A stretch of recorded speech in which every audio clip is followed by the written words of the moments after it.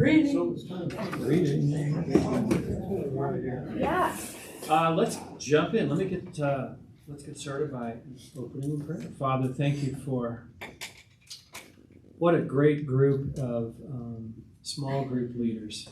Been at this for many, many years. It's so cool to come together and just share ideas and learn stuff and check in and just encourage each other. So thank you for these faithful folks who day in and day out lead and shepherd people in their homes on a weekly basis. So God, I just pray that tonight, as we continue our discussion in gospel culture and how to navigate through challenging stuff that comes up in our groups, that you would guide us through this, expand our thinking, help us to understand things that might be hard to grasp, and be with Vinny and I as we lead this time tonight in Jesus' name. Amen. Okay, we have to apologize about the image because this room's been great since we moved in, and we plug in the TV and it's like, I don't know what is going on with this. So you can tell it's not just Topper having flashbacks and y'all aren't having flashbacks. There is something wrong with the TV. So anyway. Unfortunately, the only thing that's left is right in front of Vinny. Yeah. Vaughn, are you a not front of the class person? I am a front of the class person, but he has to sneak out. Oh, okay. I hate sitting in the front of the class. Like, it's the worst. I did because then all the distractions behind you. Yeah, that's why you're probably a good student. And so, as we said earlier, most of you guys did. Please check in if you can on the kiosk in the hall. We're running out of stuff, so if you guys need to find stuff in here or set up, yeah, thanks. Let's see. Let's go through some norms and values real quick. I see. Yeah. Stand back there. That's actually pretty funny. Everyone, Stan wants attention, so look at him. He did a funny thing. So, norms of a gospel culture. We have a commitment to confidentiality, to attendance, to considerate absences, to not interrupt, to not fix others, to well-balanced group sharing, and to complete homework.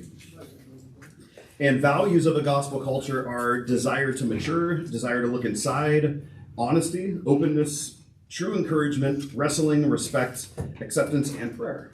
So we would just say, remember, refer back to your norms and values, and we're going to be doing stuff with that throughout the year. And each one of those bullet points has a kind of a thing there, a paragraph that describes that. Let's see. Meet the leaders. There's less leaders. Who has not yet gone? We want to go through 4 leaders. You're just ready to go, right? You're just like, I'm just going to do it this time. Get it over with. Yeah. So 4 leaders. Tell us this about yourself so we can all meet you. My name is Arlene Ray. Arlene Ray. She's been practicing. Arlene Boyd, and this is Irene Ray. How is either name? We both respond. Okay. I don't know how long I've been a small group leader. I just kind of inherited the position X number of years ago. We are mixed ages with very mixed backgrounds. And I'm an extreme extrovert. Amen. Got it. I like that. Nice. Nice. Oh. Yeah, now you get it. Now. Yours is I'm quick at jokes. Yeah. Who wants to go second? Oh, we got 2 fights, so we'll go Charlene and then Randy. I mean, lady, then gentleman. Okay, I'm Charlene Giese. I've been a small group leader here for 11 years. I have a group of senior women. We meet on a Friday afternoon. We range from 65 to 94 years old. Whoa. And they come from 3 different churches. We come from 3 different churches, and I've got a couple that in there that haven't yet found the joy of attending church. So Interesting. hoping for that to happen. And I hate dark chocolate, and I especially hate dark chocolate covered cherries that you can get at Christmas. Somebody wants to give me some. No, please, you say, please don't anyone give me those. They will go in the trash. Pass it to me. Yeah. Thank you, Charlene. Gentleman to the right, who I don't know. So we are Randy and Gloria Troxel. We're kind of, actually with Rex and Diane too, we're kind of a continuation of Vic and Pam Cavalier's small group. When they moved away, we assumed leadership. That was in 2015, 2016? Seems like forever, doesn't it? Anyway. So something unusual about our group is that the hosts of our group, Caesar and Teresa Court, go back way, actually with Vic and Pam. So we have never hosted a meeting at our home in Discovery Bay because nobody wants to drive that far. So it's always at Caesar and Teresa's house. And tell us something not true about yourself. Oh, it's something not true about me. I am 5'4". It's true. Good. One other person who'd like to introduce themselves. I guess we haven't done this before, have we? No. We apologize. This is our first meeting. Ever? You guys have had. This This is the third one, September, October, November. Yeah. We missed the first couple. So something not true about yourself. You hate to travel. Back to number 4. That's, start with number 4. Yeah. Right? Rex and Diane Reynolds, and again, we were co-leaders with Randy and Gloria for a while, and so I think the total time in the small group on our own is probably, I don't know, maybe 6, 7 years, something like that. 8 years. Is there anything interesting about our group? You have to think that long. Everyone's on the edge of their seats. Nobody's safe in here. That's hard. I don't know. I mean, they're just I mean, normal people. we're all about the same stage of life, We're all old. retired. I don't know if that's interesting either. We had great discussions. Yeah. Good, really good discussions. Everybody is engaged. There's really nobody that's quiet in our group, but there's no one that's a dominator either. So it's pretty good. Cool. And something untrue about yourself, your group, or yourself. Untrue. I don't have any cavities. Because you never eat chocolate cherries. That's right. Exactly. Nice. Well, thank you all for sharing. Some announcements. I'm curious. Last time we had the ladies here, Sarah and Lily here. Anyone in this room or from your group, did they decide to take them up on the offer and become a facilitator? Okay, cool. And do you know, for you guys, because now I don't know anything what's going on. You know more than I do. Is there still a need for facilitators? Do you guys know? I think they're pretty full. Okay. They're praising the number they got, and they got kind of equal numbers for both groups, which was kind of. Good. Okay, awesome. So make sure to continue to let your ladies and your groups know that this is going to be happening. I'm assuming they haven't sold out of this yet, so let them know that. Yeah. So the women's Christmas gathering on December the 3rd, and then we have a podcast. Is that the next one? We'll go to this out of order. We did do a podcast, so if the ladies signed up, you probably got an email. We interviewed the speaker, so if you want to know more about her, that dropped. Yeah, it was really fun. She seems like a really just awesome, like move to Golden Hills and just be part of us because you seem like you fit in. She was cool. So you guys are going to really dig her.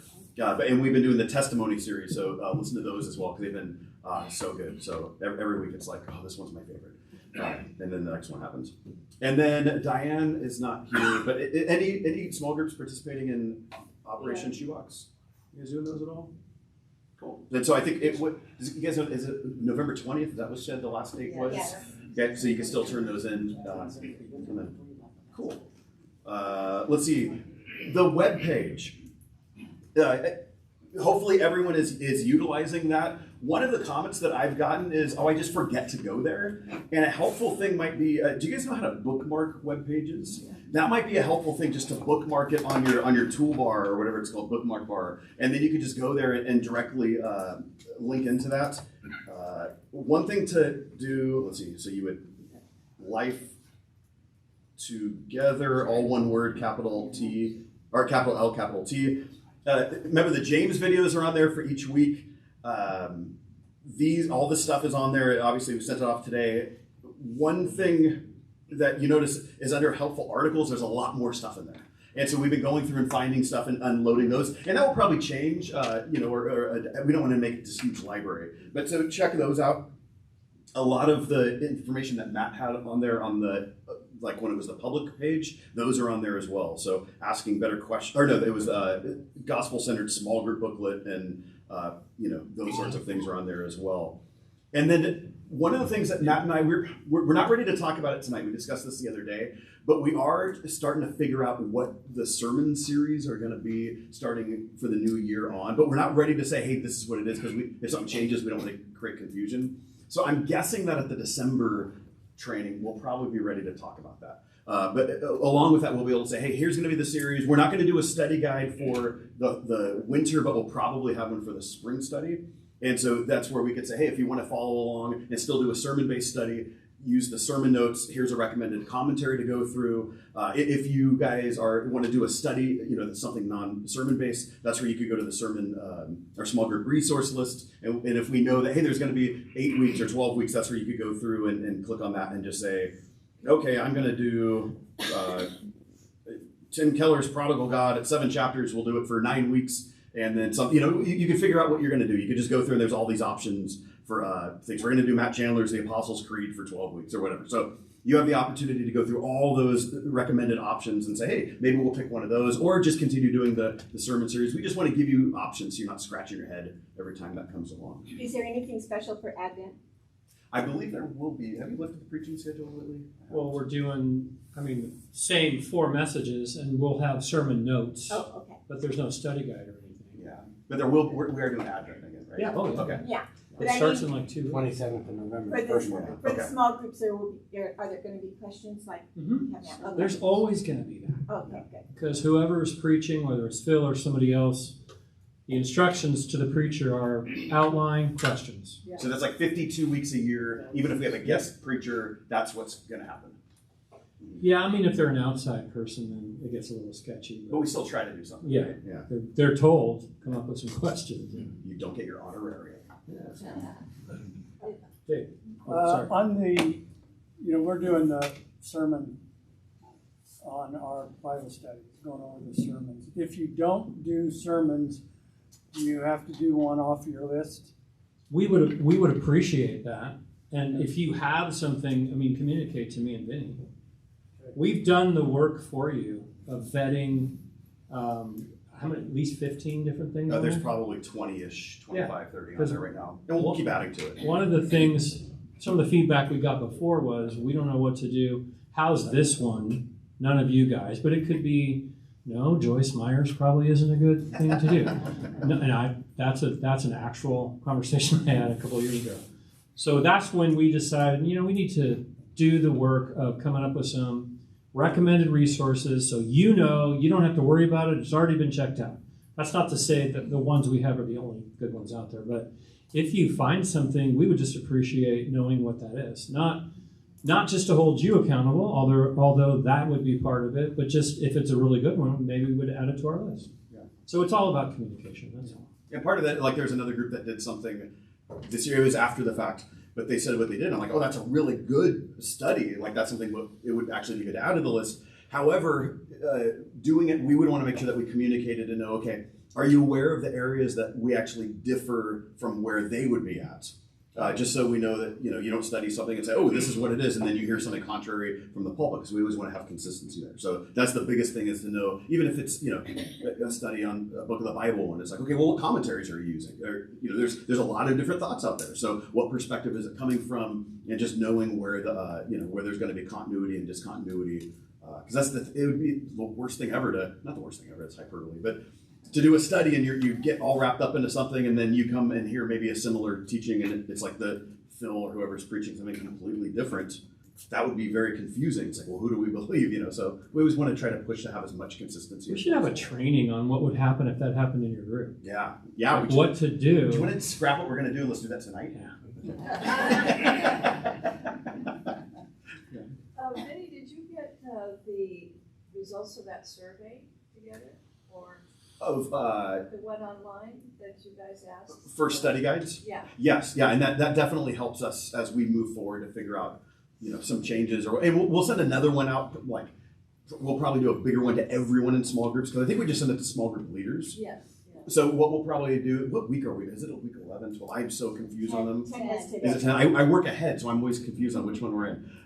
We'll probably send another one out in a couple of weeks for everyone in small groups to say, hey, just we'd love to get as much input as possible. Just the more input we gather, the better. We take that stuff seriously. We talk. I mean, Matt and I meet for at least 2 or 3 hours each week talking about this stuff, depending on how long our Tuesdays go. So we take it very seriously. Yeah. Anybody else?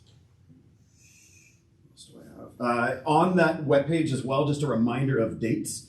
There's a few non-second Sundays that we're meeting. Today is one of them because next week is the marriage retreat. And so most other meetings through the year are going to be the second Sunday. The next ones would be April and May that are alternate Sundays because of holidays, and so we adjust that. So just so you know, and those dates are over there. They're on the on the handout that we gave originally. There's in a couple places. If you can't ever remember, shoot one of us an email. We'll get it to you. We'd always rather you have them know rather than it's like I feel bad asking and then you miss out. We'd rather have you here. So let your other friends know as well who might not be attending tonight. Yeah, Rex. How's the attendance been? I know this is the third one. How's the attendance been for this so far? Well, I don't know where it was. Probably like 30 people or so. We'd have to do the math. But I mean, how many small groups are represented? So part of that's one of the things that we're taking this year, just to be candid with you guys, taking this year to figure out, like, how many people do we have on the roster as a small group leader or co-leader? But, 100? It was 60 for the longest time. I suspect it's in the low 50s. Well, for groups. Numbers of groups? Yeah, but how many leaders, though? Because some of those you have 2 leaders, you have a co-leader. So that's one of the things we're figuring out, like, hey, we have people on the roster, but then they might not show up to anything. They don't respond to anything. So part of this is figuring out, we've seen a lot of consistent faces, over the last 3. So I would say, Rex, it's usually these people. The last one maybe had a couple more, but it's pretty close. And then the first one probably had 20 or so more people. So part of it is just figuring out, like, hey, what's going on? And there's some valid reasons why people aren't here tonight. I got an email from some chump this morning who sent me an email, a picture from some German airport saying I can't make it tonight because I'm going to Egypt. So like some Chiefs fan. Is he a Chiefs fan? No, the other one is the Chiefs fan. And then you have Cliff Olson and Bob Sherwood are like doing something on. I guess it's way better than this. So yes, there's always going to be things. Matt, you didn't make it last month. Because there's some special lady in your... Dude, it was my wife's birthday. Exactly. Like, I'm going to miss March. All of us are going to miss at some point. Let's just, try to make it consistent, and hopefully it's good. So tonight... One time I agreed to preach on my wife's birthday.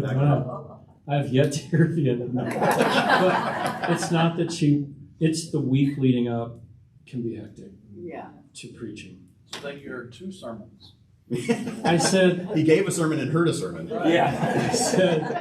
I said, babe, but that's the week leading up.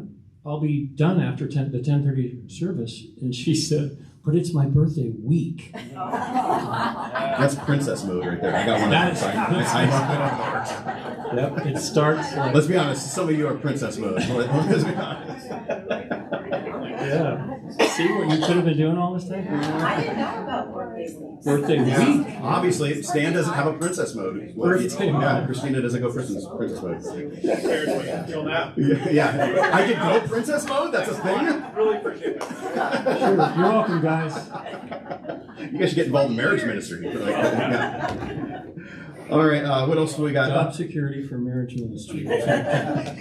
Developing co-leaders. We've been talking about this, and this is we're keeping it fresh. We haven't totally launched into the system. We're developing the system, but we want to keep talking about it so you guys know that this is something that we're serious about. I did the notes like on Monday, so I don't remember. Okay, so a question: which small group leader? First of all, who is the Some people might be a co-leader, or maybe you're training or something like that. Who in here is a small group leader? Like, that's your title. You'd say, I'm the small group leader. Okay, most of us. So how many in this room would say, I have a formal co-leader? We've talked, we've worked it out. If it was before this process and it was just informal, you just nominated them, that's fine. But who would say, I have a formal co-leader in my small group? Okay. So which small group leaders have no formal co-leader right now? There should be hands going up because almost everyone raised their hands earlier. Okay. And then which small group leaders who have no formal co-leader, so the people who just raise your hands, have you guys identified a potential leader, you just haven't moved on it yet? Raise your hand if that's one of you. Okay. identified. And that's fine if we're at that stage, because remember, we're still working through this, and you're helping us develop this whole system. So we don't need to rush it because we want it to be done well, but we're thinking about these things. So, okay, cool. Any questions, or Dave? Well, I'm not exactly, my job primarily is to keep Bob Sherwood out of trouble. That's a tough job. That's a tough job. I don't know if that makes me a co-leader or not. I think it makes you a saint.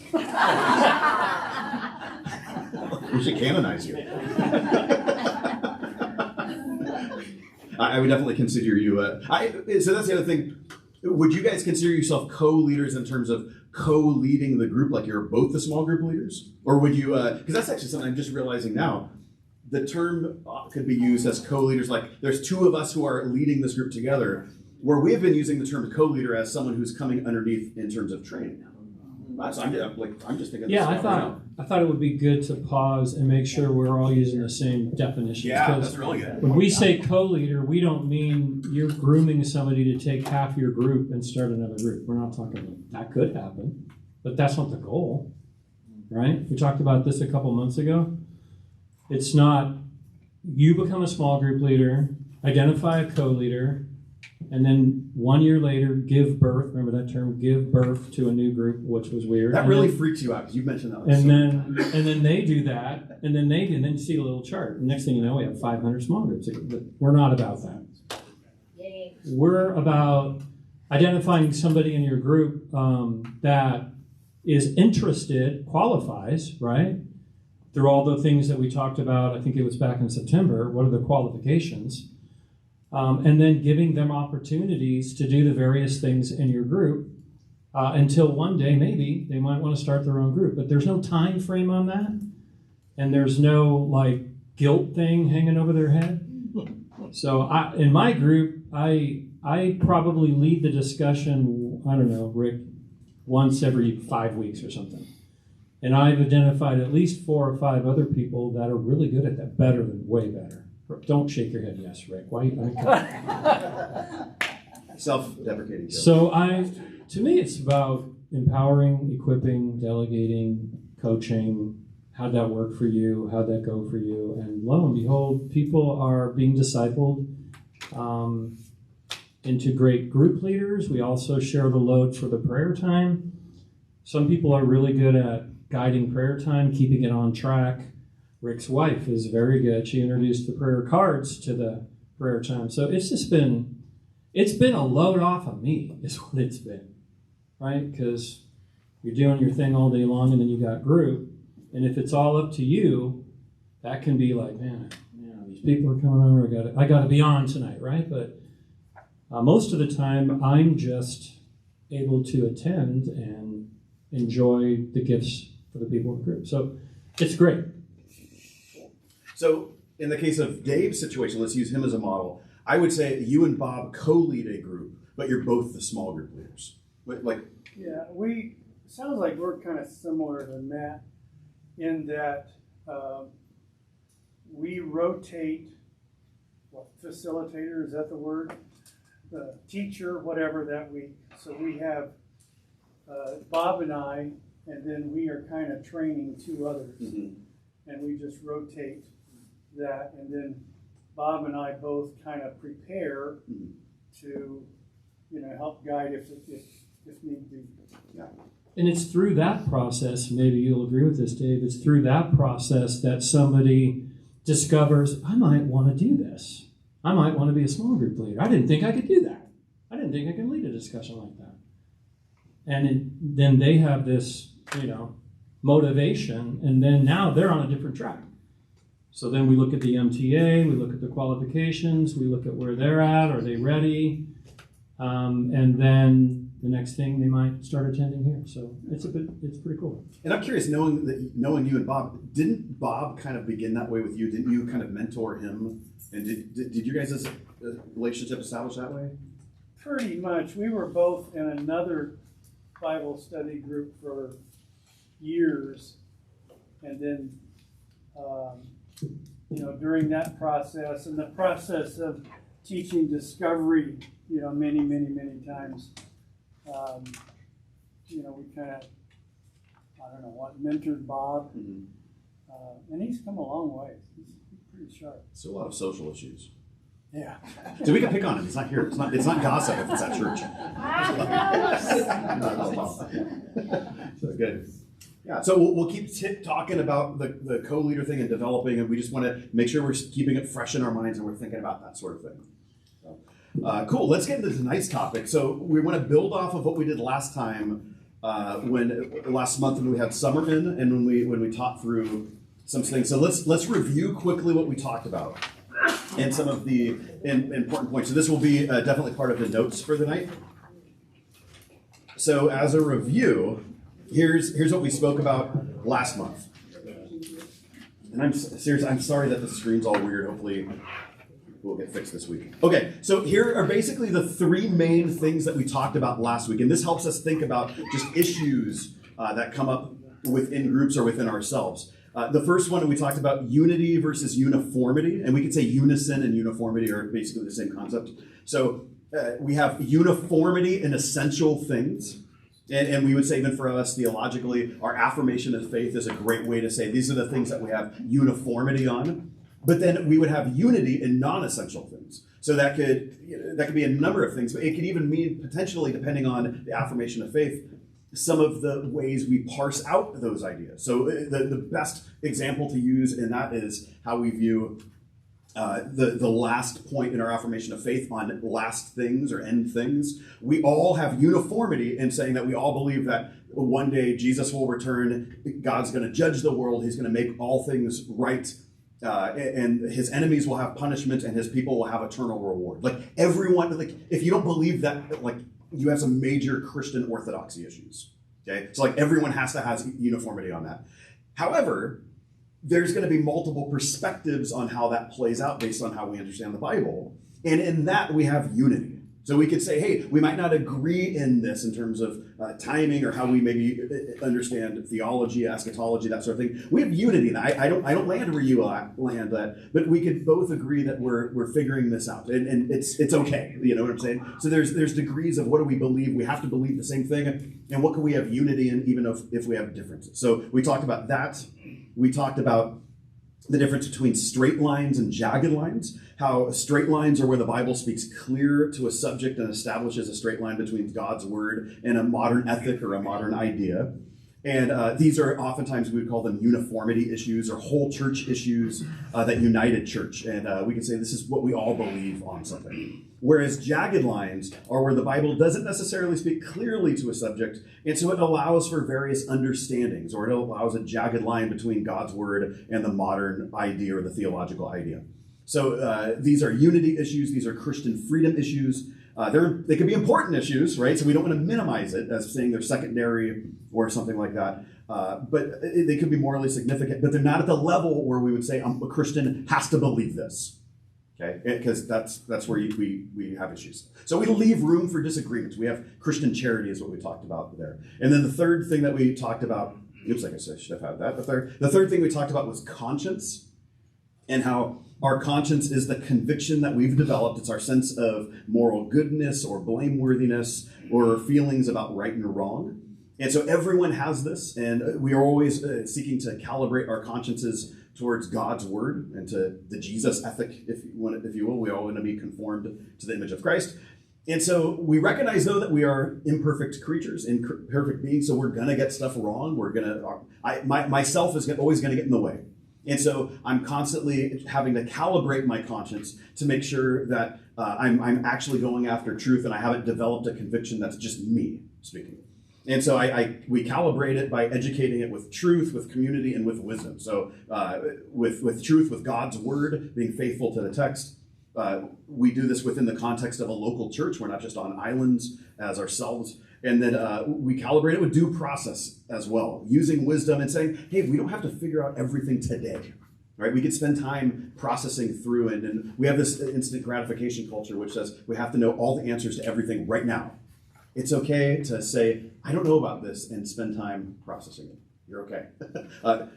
Even if it's the big stuff, we can spend time doing that, because there's nothing worse than a forced conviction, right? So that's what we talked about last week. So that's a quick reminder. So the video is on the website if you want to review that. let's do something fun real quick. I think it's fun. You guys might hate it. And actually, these are the two of the books that we recommended last time that all that information came from. So that's in the notes from last time. The red book is How Could I Love Church Members with Different Politics? And then their book is called Conscience. What's the subtitle to that? What is it? How to Train It and Loving Those Who Differ. So these are great topics because great things to discuss for tonight and leading into tonight, because tonight we're actually going to get into what happens when something actually happens in a group. And on our end, we need to know as leaders, like, hey, when do we pump the brakes? When do we not? When do we pounce on something? When do we not? You know, these are all issues that stem from last month's topic. So that's why we started with that. But here's what we're going to do. Let's think about this. This is a rhetorical question. Think in your mind. So we're not going to share on this one right now. Think of the last awkward situation you had in your small group, specifically like in the group. So not necessarily outside, but like it happened in the group. If you think back to that, whether it was a week ago or 5 years ago, think of that and think about how you handled that. Okay, so just think about that right now. Now, as my wife tells her kids in school, like, put away your phones, I'm going to say, get out your phones. I'm serious, get out your phones. And we are going to do an aha slide. Did we do this last time? I forget. Did we do it? Okay. So use the QR code here. And it is going to ask you a question on basically this question, and then it's going to say, kind of basic rating. How do you think you did handling it? If you can't find it, you could go to ahaslides.com/SGLC11. Phones are gone.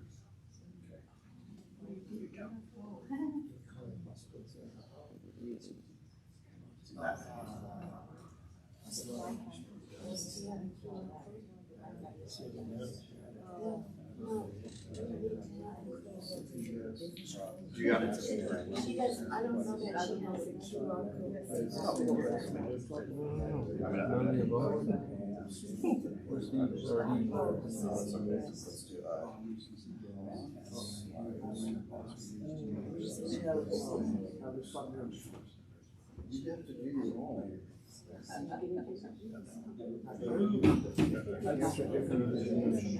The next part should be easy. Whatever gets there. Oh, I feel such a hard situation here.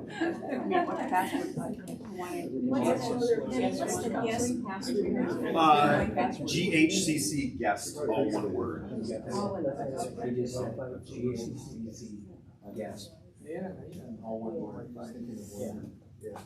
GHCC guest, all one word, lowercase is the Wi-Fi password.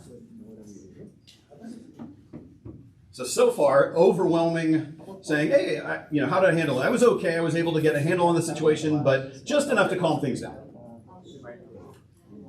Problem solved. Problem solved. Next, let's move on. And then you got the one guy who was like, I handled it like a boss. The group remained safe. I had a conversation with the person. The person renounced their faith, it's fine.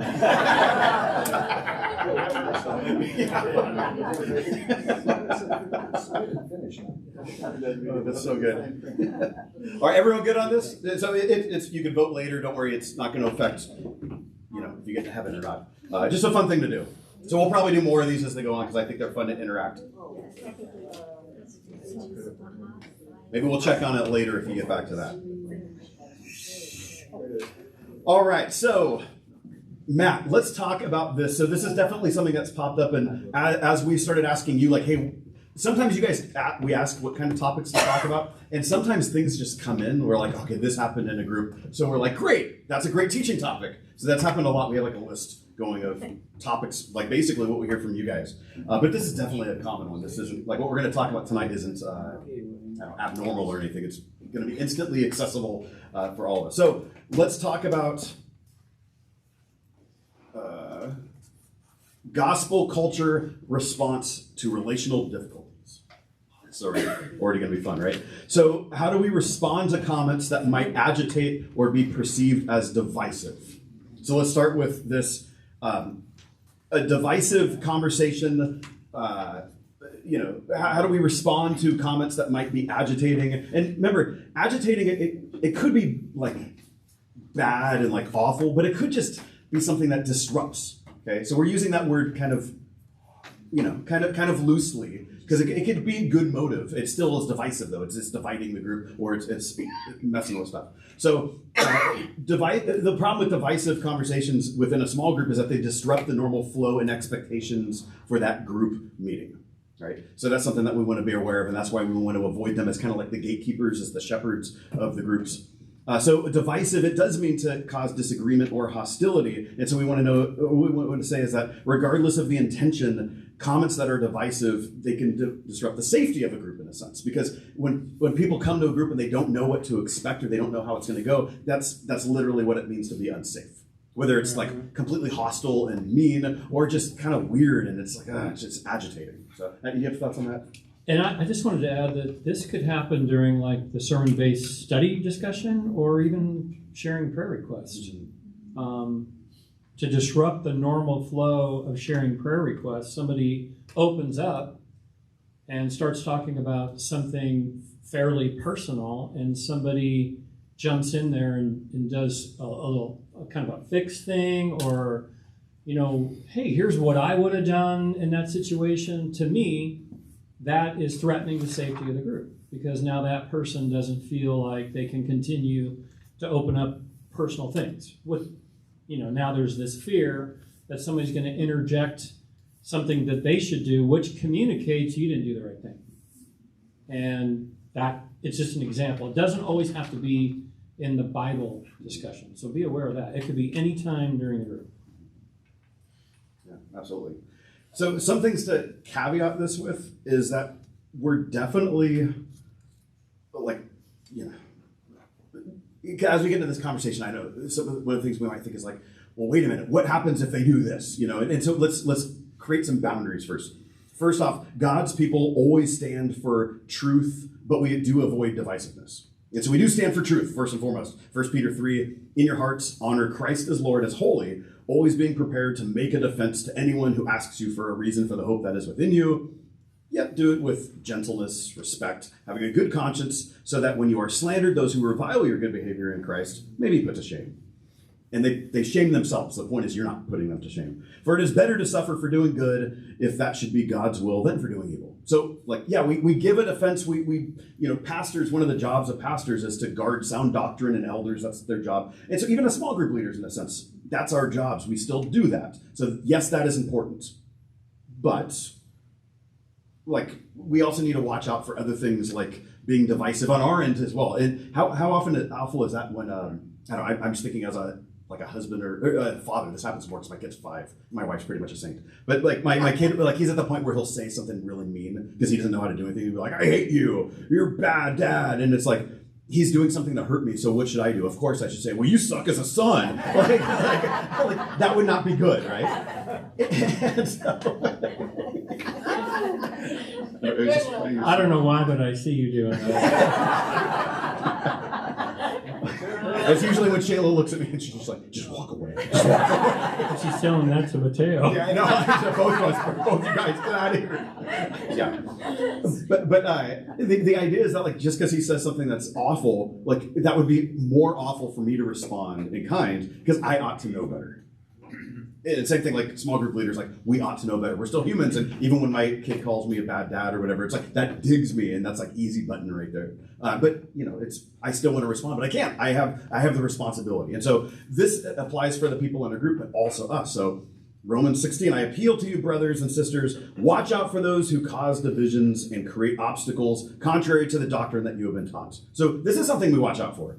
Titus 3, avoid foolish controversies, genealogies, dissensions, and quarrels about the law, for they are unprofitable and worthless.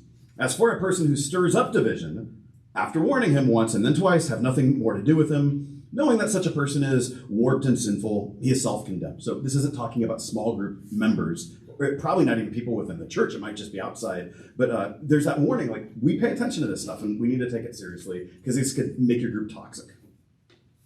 I like how the encouragement is to watch out for, because I don't want to be blindsided, and it's good to know who's in my group, obviously, for one thing. Because if they are a divisive person, maybe they've exhibited that a time or two. And to watch out, because maybe there's a controversial sermon coming up. And maybe you know this person in your group so well that this is one of their hobby horses, right? So to watch out, to be prepared, maybe even have a discussion with them beforehand, like, hey, we're going to be talking about this tonight. I'd rather not go here, right? So be proactive. Yeah. And some of that involves us. I'm looking at a couple of people in this room who you've had conversations with me because you have people in your group where you know something is going to trigger someone because it's their hobby horse. And so you're like, Vinny, this is going to happen. I know this is going to come up. Help me out here. And so we have those conversations. So and we'll talk about this later, but utilizing us to bounce ideas off of, or hey, am I crazy for thinking that this guy is, this person is, out of line? Like, those are great conversations to have with us. Here, you want to read the next slide? So this is letter C. Gospel culture responds to divisiveness. True gospel culture embraces conflict in order to pursue reconciliation and redemption. So I think the easier thing to do is to avoid conflict, right? In fact, I think that's a question on the small group leader MTA. How do you handle conflict? And 50% of the time I probably get, I avoid it like the plague. I'm like, we need to have a discussion because that's not going to work, right? First of all, you never truly avoid it, do you? You just kicked that can a little bit further down the road. It's going to come up again. Yeah, avoiding reconciliation and redemption is a sign of the kingdom of the world, not the kingdom of the God. So not the kingdom of God. Yeah, what we're after is to reconcile whatever the conflict was, right? Not avoid it, not sugarcoat it, not act like it didn't happen, not placate, right? Which means you're talking out of two sides of your mind. Yeah, I agree with you. I know, right? Not doing that kind of thing, but to actually deal with it. Proverbs 15:1 says, a soft answer turns away wrath, but a harsh word stirs up anger. And a lot of what we're going to be talking about tonight, we're going to get into groups a little bit later and do some case studies, but this is huge for small group leaders, that whatever happens, whether it's a 1 out of 10 or a 10 out of 10 on the conflict scale, that we're calm, right? We're in control. And we're answering and dealing with people kindly, softly, gently, with respect, right? We're under control. We're not jumping in, even if we agree with one side of it, right? We're not jumping into either side. In fact, tonight we're not going to get in the weeds of the different positions or whatever. I'm on this side, you're on this side. We're just talking about the character of a shepherd and how to go about obtaining reconciliation and redemption. That's really what we're after. Romans 12 talks about living in harmony with one another. And I know you're like, what? We're in the middle of a conflict. How can we live in harmony with one another? Well, that's where we can get to. I'll tell you, avoiding it doesn't create harmony. You guys know this because you've been in groups or you've led groups where something happened and the leader didn't address it, and now it's just hanging there, right?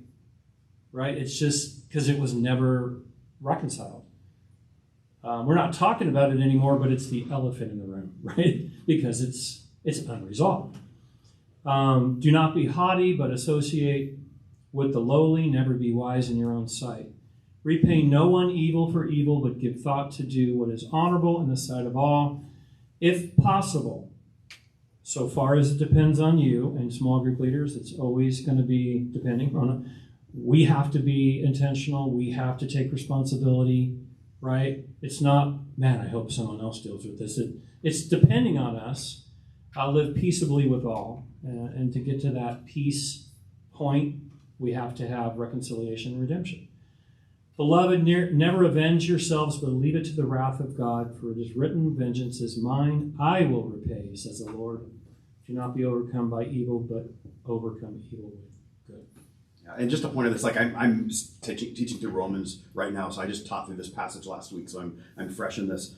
The interesting thing about this point is this is definitely 17 through the end is all about your enemies. So most of chapter 12 is talking about the church themselves and how they should live. This is talking about how the church engages with the enemies outside the church.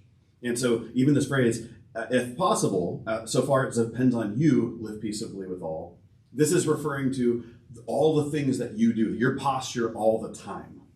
So it's not, if you can try to make it happen, but then if it doesn't work, then you could go nuclear on them. Like, that's not what it's saying. It's saying, no, your posture is you're continually trying to make peace. And it might not happen because it depends on what the other person is doing, but this is just your posture. This is your default position all the time. And so even if stuff gets gnarly, hey, don't worry about it. God's going to deal with it. Even if it's horrible, guess what? Vengeance is God's. His wrath will deal with stuff. It's all good.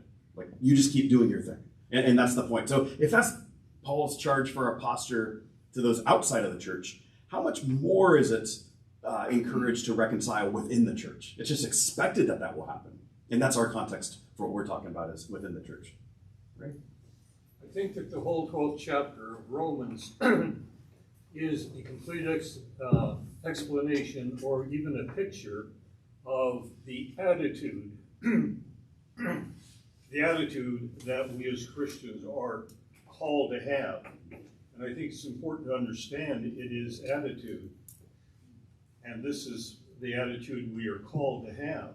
And sometimes it's a good idea once, twice a year for each one of us individually sit down and say, okay, what is my attitude about things, and review our lives, write them down, and pray over them, both the good and the bad. That's a good word. Thanks, Ray. Yeah. So inevitably, yeah, something's gonna happen. Something's gonna happen, right? I know a word for like I one of the things I like to do is I like to normalize the concept of therapy, because let's be honest, we're all messed up, and therapy is, I mean, not that everyone has a good experience, but we're all in need of fixing, and so therapy is good. I know this is a term that my therapist started using with me a few years ago, where there was a conflict I was dealing with, and she talked about repair work, and I had no clue what that meant, repair work. And so she's like, there was a conflict I was describing with someone, and she's like, okay, well, how's it been since then? And I'm like, okay, well, we're not fighting anymore. She's like, oh, so you're just playing nice. I'm like, oh, yeah. She said, have you done repair work? And she said, no. Oh, so you're just playing nice. I'm like, what's the difference? It's like repair is when you actually come back to reconcile afterwards and acknowledge it and work through it so you can move to that next level, because you can't really reconcile without the repair. Okay, this is why, like with your kids, you like when Jackie and Susie fight, and then you're like, "Hey, make up," right? Because you know that if you just say, "Okay, you're done with it now," and you don't solve it, there's no repair done. They're just going to continue being mad. They're just both out of timeout now.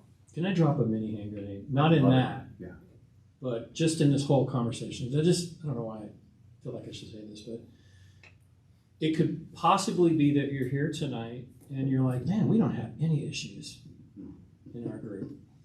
Everything's running smooth.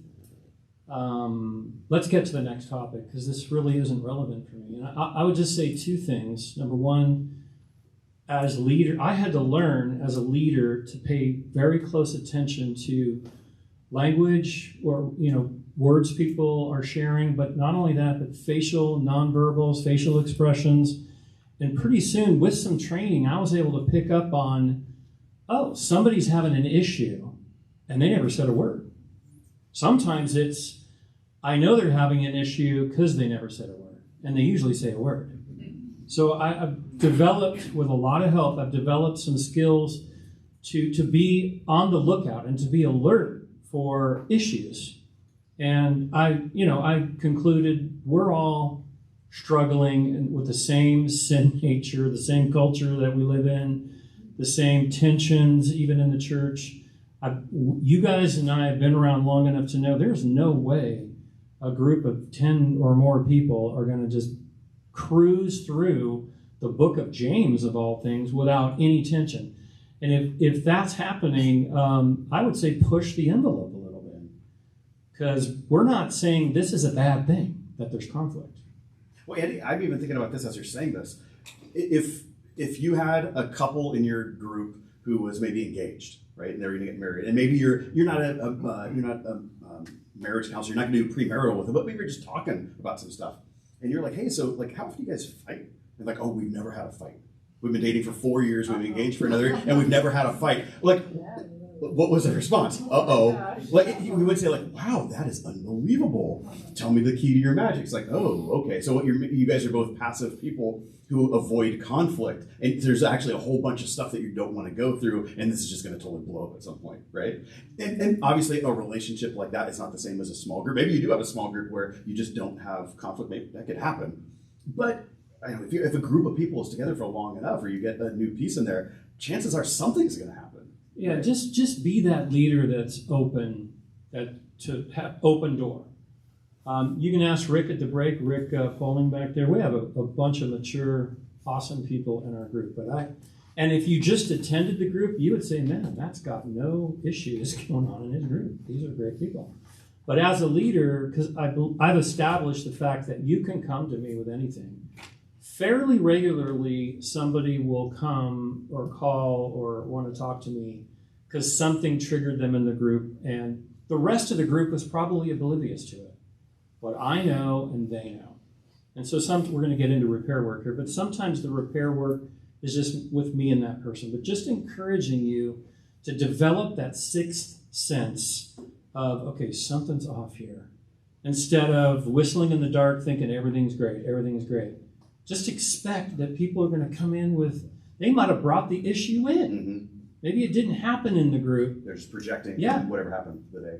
Right. Yeah. But what we don't want to do, this is another caveat, you ever guys awesome, got a new Sawzall. I got to find something to cut down, right? Like that's what we do. We get a new tool or something and so we want to use it. And so that's where we also want to be like, oh, I need to find some problems in my group this week. Don't go looking for them. So, what do they say? Everything is a nail to a hammer, so just be aware of that. Ray, another thought. In some groups, there are people who do come in to learn scripture to share and be shared with. And they do avoid conflict because that doesn't fit into what they want to do. And sometimes you see a little look of frustration on someone, but it passes. And I tend to say, okay, I'm going to let that go. If it's really something that can be cause serious trouble, let me farther down the road. Now I've been given a warning, that type of thing. And what we're doing here is good, but also, like you just said, sometimes we start looking for things that may or may not be there. Mm-hmm. Absolutely. So let's say that, hey, we had our small group and there was some sort of difficult encounter, and there's a spectrum of different goal encounters, and it's with a group member, and this happened within the group. So here's let's start going and laying out some steps. How might we do that, and then we'll apply that. So we'll kind of do this in stages. So first and foremost, the small group leader should make it a priority to engage both the group member as well as the group if it's appropriate. In relational repair work. That's something that we should try to do. And there's always a spectrum, there's degrees, so this involves wisdom on our end. But ultimately, like we said, repair work is the attempt to build relational trust and resolution following a conflict. And so the repair work can involve just clarifying something, it can be confirming something, appreciation of the person, maybe apologizing in some way, repentance. There's a number of things that repair work can take on. And so, we're kind of going to give a broad way of looking at this. So let's say if there's some steps that would happen. So you have this issue, whatever it is, you could think of an issue in your head that maybe happened with your group. But we would say step one is personal follow-up and repair work. So your group met on Monday night. So now, Monday night happened. It's Tuesday. You have the night to think about it, because we're always better when we sit on something for a little bit. Maybe talk with your spouse, talk with someone else if you need to, but that's happened. So we would say following the encounter, the small group leader should reach out to the specific member or members involved in the event that happened in order to seek for relational repair work. So ultimately, this is always best to have in person, but we all have busy lives. We're working. It's a Tuesday. You can't meet. So that might not be able to happen. But if it can happen in person, great. Hey, a phone call or maybe a FaceTime or Zoom, that would be second option. Electronic communication, don't do that. Text messages, emails, assuming if it's not like a little thing, hey buddy, just checking in with you, is everything okay? Yeah, that might work. But if it's an issue, you probably want to avoid that, and maybe text to say, hey, we need to talk today. Can we do that? Set up a meeting, but don't engage the conversation over text or email or something like that. That just don't. Can you just do that emoji, like Yeah, exactly. The shrugging guy. Like, yeah. Nice. So if this happens, Matt, what should the conversation go like? What should we do? Yeah. Recap the situation. That seems so obvious, right? But we can't just assume they know what we're talking about. Like if you jump right into, hey, I wanted to talk about the thing, that happened. What thing? So it was last Thursday. It was right before we broke for prayer. So and so said this, and you respond. So just be specific, because if you don't start with the facts, then the next 20 minutes of the conversation, you could be talking over each other's heads, right? So clarify what you're talking about. Explain why you had to interject the way that you did. I mean, it depends on what happened, right? If you had to interject, if you had to say, and this is a great tool I learned from Denise Olson, but let's say someone's going on and on and on, and you cut in, summarize what they were saying, and moved on to the next person. She's so good at that. She's so good at that. And that you could tell when you did that, that person was like blown away, like, you cut me off, bro, right? So you're letting them know exactly what you're talking about, and then why.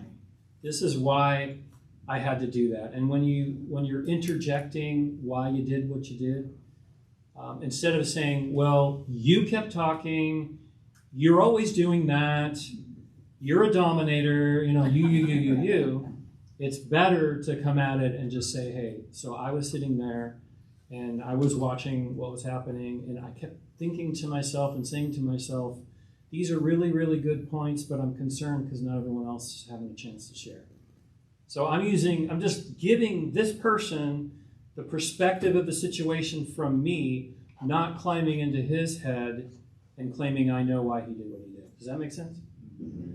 And I think you were the person, years ago when I had a conflict, or maybe you were just talking about a conflict, I forget, and you shared that. Always start with recapping the situation. And I'm like, oh, that makes sense. Like, I've never thought about doing it, but it's like, what a great way to just get on just the facts, man. Yeah. Just the facts. That's how you start. Yeah. So then part of this just not only restating, but then you're explaining it. What are some ways that you do this? We say use I statements. I remember being a psych student in college and learning about this. And my wife, she was the maid of honor in her sister's wedding.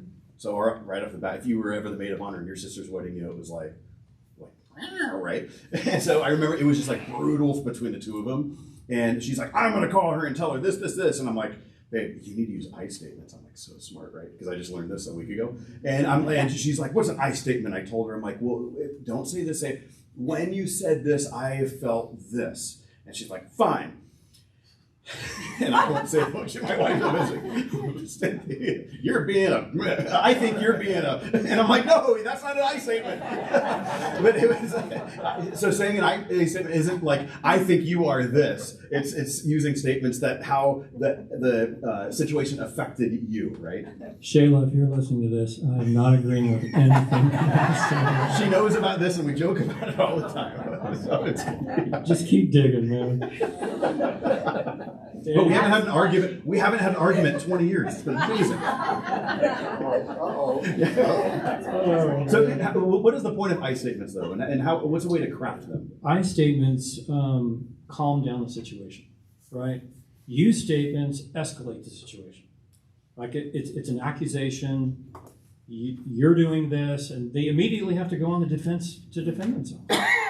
If someone says you, I have to clarify my position. I have to come up with a response. I have to figure out a defense, because that's what I'm going to do by default. But if someone's just sharing what's going on with them, their perspective of the situation, how they're thinking, what they were thinking when it happened, how it made them feel when it happened, I'm not on that. I'm not on edge like that.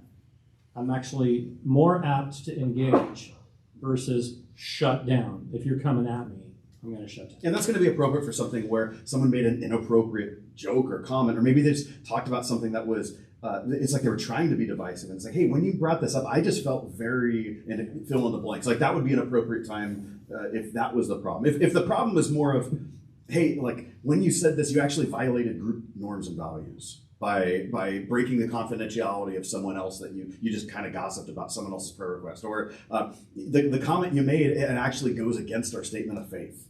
So knowing, like, you know, it could be those reasons, and that might not be an I statement. It just might be stating the facts, but you know, it's using wisdom based on your situation to know, to say, hey, why have I? I think the rule of thumb is you want to keep the conversation going, Mm-hmm. so you avoid things that are going to shut the conversation down. Yeah. Okay.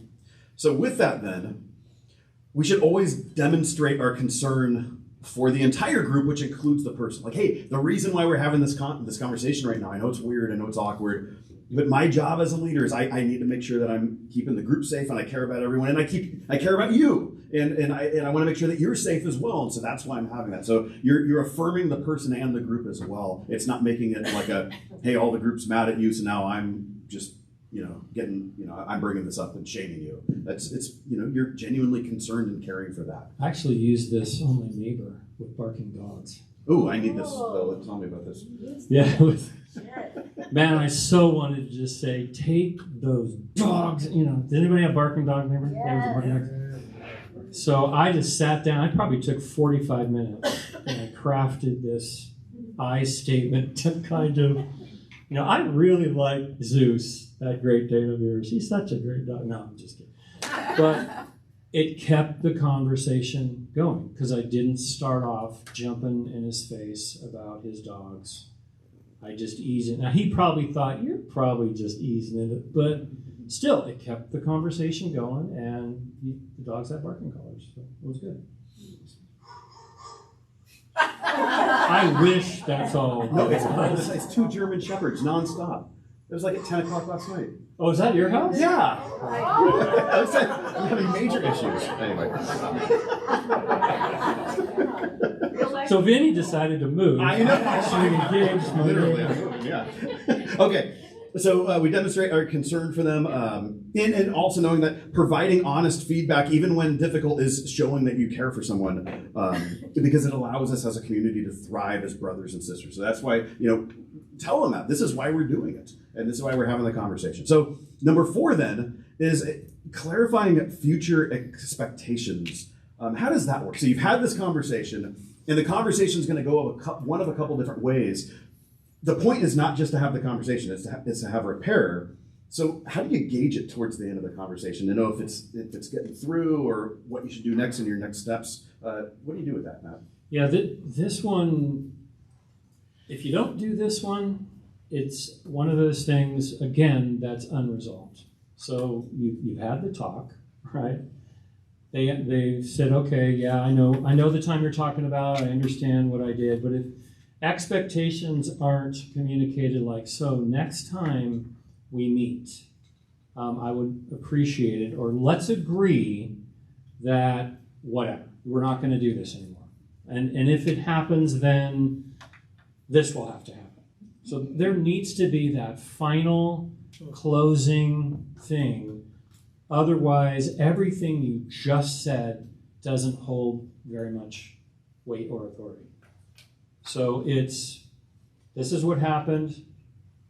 This is how I perceived it. I thought about it. I felt about it. And then this is what I would like to happen the next time.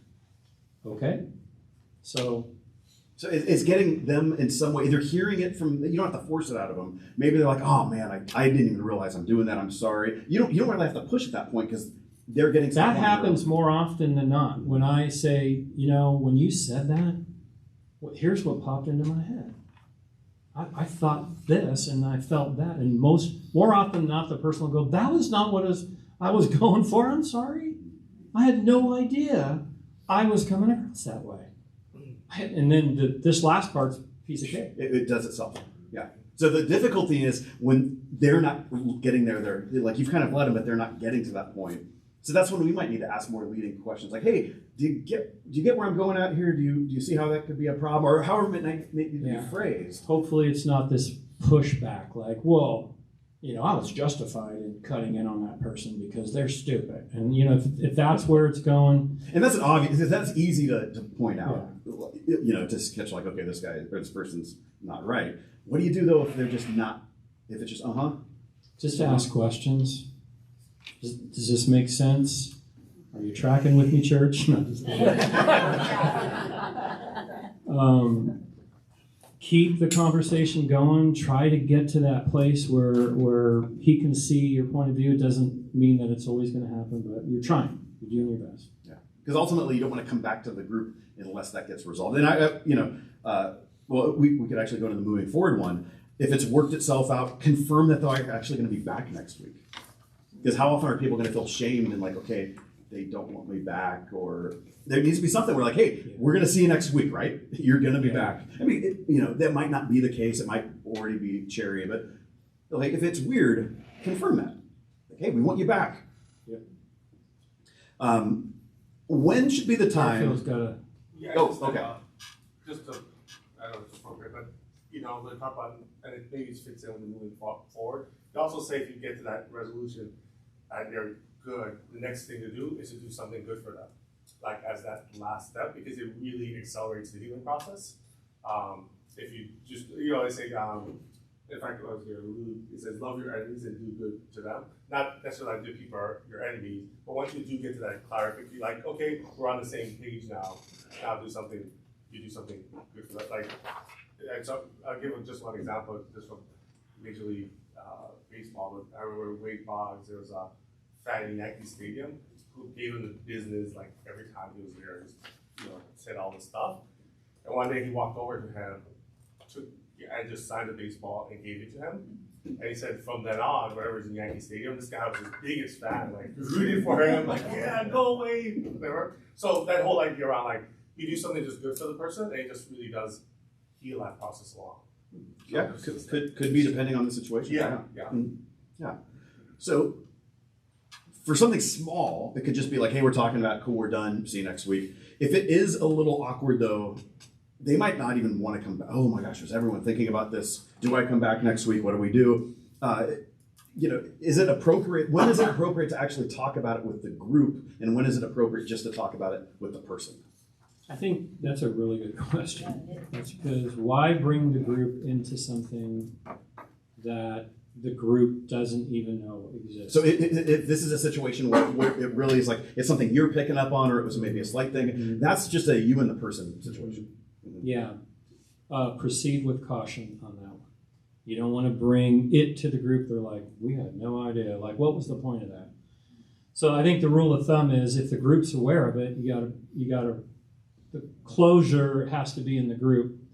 If it was you and that person, or maybe one other person, then keep the circle closed and then proceed. But yeah, you don't have to bring everything to the group. Yeah. But it might need to be brought to the group if it was a group problem.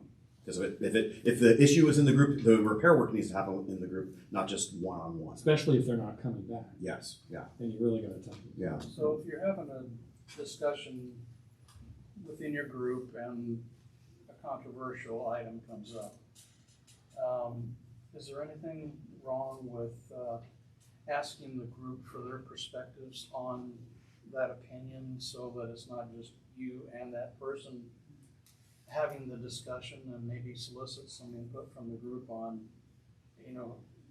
interesting question, what are your guys' perspectives on it, so that people can all chime in on what they're thinking or what they're believing or what they feel is their perspective on the matter. So that's a shared thing within the group. Do you mean like in the moment? Because there's nothing wrong with talking about controversial things. Right. Like that doesn't mean it's necessarily a divisive Right. thing, assuming it's appropriate to the conversation. Right. And we'll talk a little bit about this in a second as we move on. But do you mean if someone brings something up and then saying, okay, interesting perspective, what else do you guys think? You're not talking about after, like, from week to week, right? You're talking about in the situation. Right in the moment, there's a controversial statement being made or an opinion that's being shared that maybe is controversial. And then so you're asking the group to give some perspective on what they believe about that particular item that's being discussed at that moment. I think it just depends, right? I was going to say, Rex, that could be a life-changing event, either good or bad. And that happened to me, and it actually changed my life. I was on a leadership team, clueless that I had done something in a group meeting that the entire group knew but me. Everybody knew something was going on, but so Denise Olson again, as she's a great leader, talked to me personally about, hey, how are you doing the other night? I just wanted to check in. Like, oh my gosh, what did I do? Right? Because no one ever does that unless they want to get to something. So long story short, she gave me her perspective. I'm like, no, really? She's like, would you be willing to come back onto the team and let each person kind of share their perspective on what happened in the meeting? I'm like, sure. One by one, as they shared how they responded to how I was that night. Some people were scared for me. Some people were questioning things about me. And I'm like, oh my gosh, I had no idea that I had done that. So that was the first step for me going into therapy. This was like 4 years ago. And it was life-changing. It was the thing that God used to get my attention to really heal some things that I had no idea I was doing. So to answer your question, hopefully this is kind of what you're talking about. It can be life-changing if the person, you got to ask permission. Would you be interested or be willing to come into group next Tuesday night and let folks share their perspective? But if they don't want to do that, I would not push that. And I would not do that in the moment without their permission. Let's pause here for a minute and let's see how Jim's answer affected the rest of the group. I mean, you could do that on a low-level thing, but if it is a super tight thing, that's setting him up for a disaster.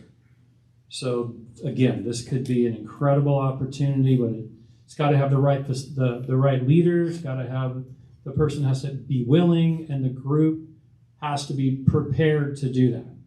When Denise asked the team if they would be willing to do that for me, half of them were reluctant because it's Pastor Matt. They don't want to hurt my feelings, right? But she talked them, she coached them, she prepped them to use I statements and all those things, and it ended up being one of the best life-changing moments of my life. So it could be really, really good. These groups, God uses our groups, right? For incredible opportunities. So the fact that we're talking about conflict doesn't mean our groups are failing. It means our groups are opportunities for people to grow if we embrace it and move toward it and not just ignore it and act like it. Yeah, and a lot of this is, it's wisdom. I mean, in a sense, you guys are the football coaches who are calling the plays. And so should we run or should we pass? You get to make that decision as the coach, and it might be the right or wrong decision. And that's where it just takes wisdom and feel and knowing your group and knowing your members, taking the temperature of those things. We'll talk about those in a little bit. But it's a wisdom decision, right? That's what we have to do when we make that. Let's do this real quick, just to make sure that we're staying on time. The step 2 and 3, honestly, are pretty easy. Step 2 is just, hey, let's say, do we need to bring it to the group and talk about it? Yes or no, that's a maybe. We've kind of incorporated that in that last thing that we talked about. And then step 3 is, we would say follow up or maybe even precede with us before the situation, but reach out to us. And if there is a matter to discuss, we're here to just be a sounding board, to give you wisdom, just to bounce something off of. And then we would also say with this, there's times, and we've had this with small groups, where someone calls up and it's like, hey, there's someone in our group and they've been bringing something up for a while, and it's not a big deal, it's just every couple weeks, but it started to weigh on the group. And like on our end, it's like, oh yeah, we've actually had like that issue with that same person in a bunch of other areas of ministry that they're serving in. So this is actually a repeated pattern right now, and it's not appropriate. And they've actually been warned about it over here. So what might seem to be a little problem in your group actually might be a widespread issue in other areas. And this is something that this person, it's probably not appropriate for them to be in a group right now. And maybe we need to talk about that, or maybe we just need to encourage you, saying, hey, we've noticed it here, try this, and this is a way to help. Or it's just good to we just know a lot of things that happen in other areas of ministries, and as staff, we talk a lot when there's issues to get wisdom. So it's just, it might be helpful to bring it to us. I don't know, do you have anything to add there? Yeah, just always know that we've got your back. Dave and Bob and I and several members of his group had conversations in the past about how to deal with it. I'll tell you the same thing I told them. Go back and see what you can do. But if it ever gets to the point where one of us or both of us need to maybe even come in and address the group, that's why we get the big bucks, right? Millions. You guys, because you're such You generous could retire tithers, right now if we wanted to. Right? we actually all own Teslas. We're not allowed to drive them to work. That's the rule, but we all have one. Let's do this real quick because we haven't had a break. And so let's take, normally we give like 10 minutes and do a quick break. It's nice to be fun. We want to make sure we get to some stuff. And then we're going to break up into some groups too afterwards. So do this.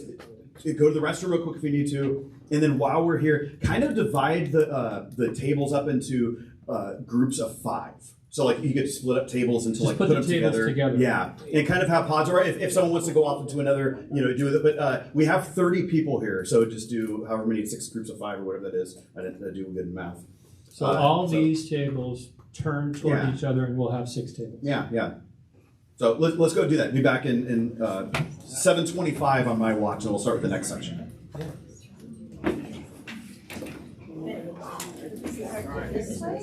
No, do it like make them like yeah. I don't know. I didn't take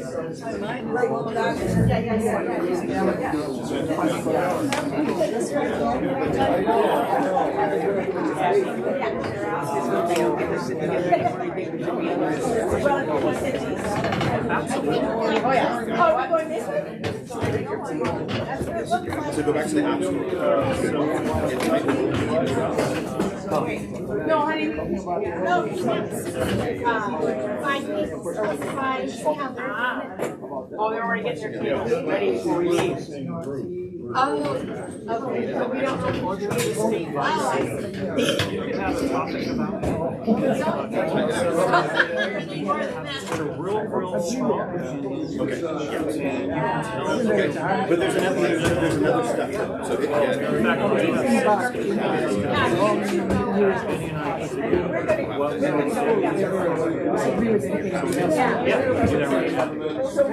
You'll see that some of them are just costless. We'll just chat like we did at dinner, right? Yeah. And what's wrong with that? I want to see you more than anything.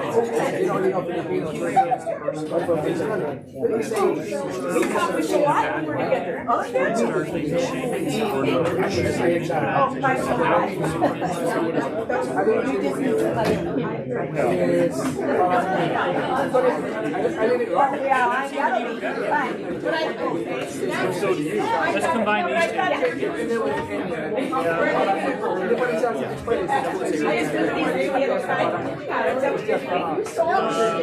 We can do it. Wait, let's put this table and this table. Yeah. We can move these chairs. Yeah, but I mean, I'm just thinking about the chairs. You talk like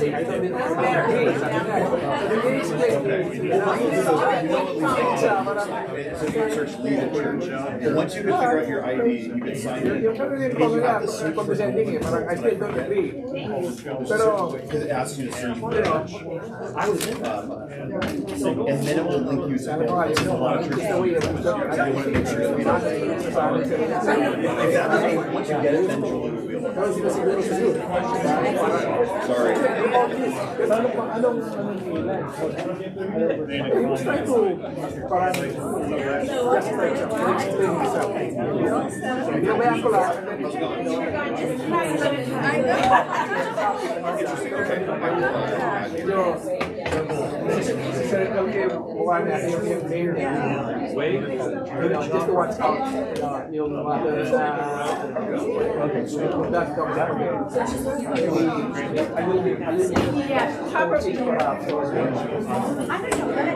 We have to use the ice statement. And it's not what page have you seen? So I don't know. Where was it? It was here.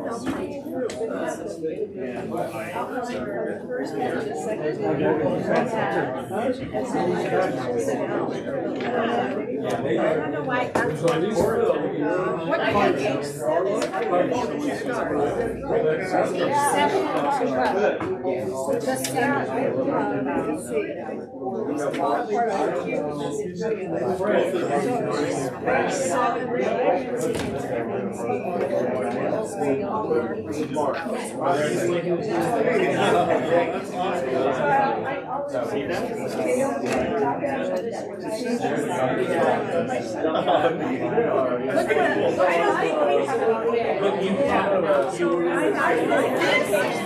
What I came up with, chapter 2.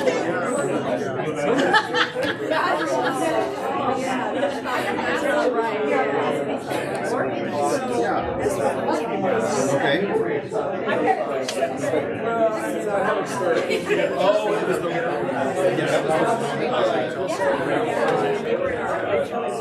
I don't know where you got that. Okay, that's the wrong one. It's okay. The other one will be on this, but yeah, you just print it out. It's okay. I'm so appreciative.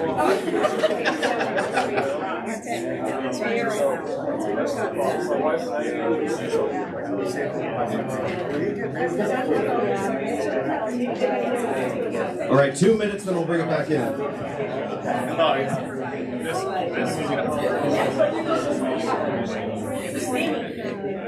Yes, ma'am.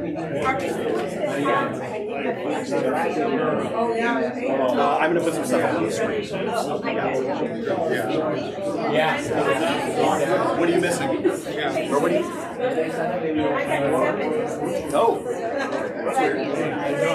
Good. How about you, Red?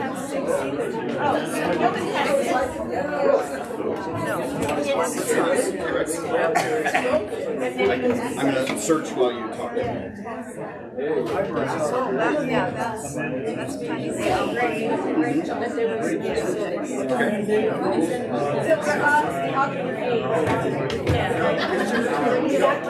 I would say under because I think they're going to be I don't think people like concert like this.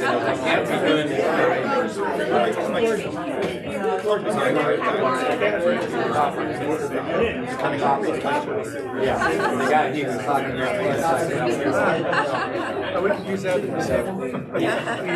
That's my next one.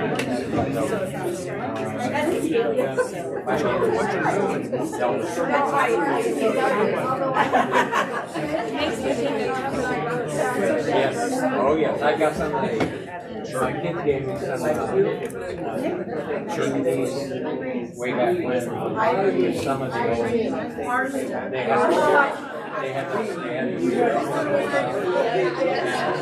They gave me some of those 1 year.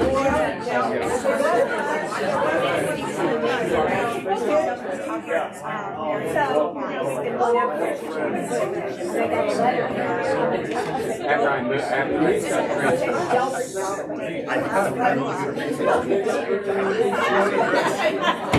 So the question is I was down in the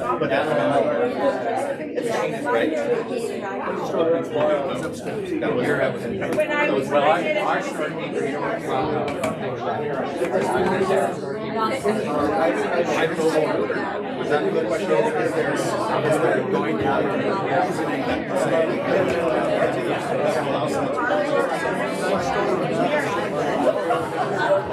Oh, you were out of big city. For 2 years. And I was retired and I volunteered. Yeah. And I was over there. I was in 2 years.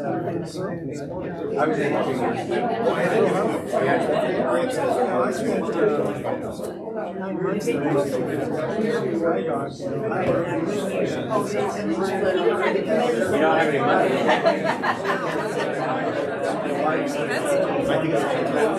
yeah, no, I spent 22 months on this right on.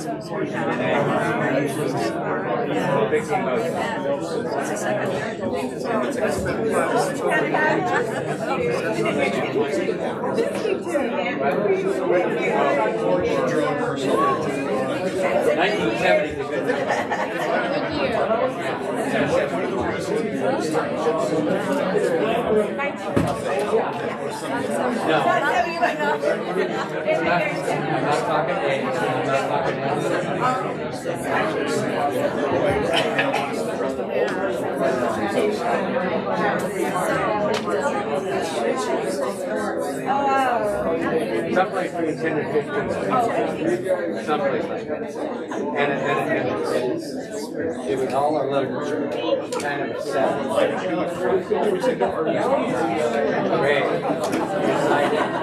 Decided one night, the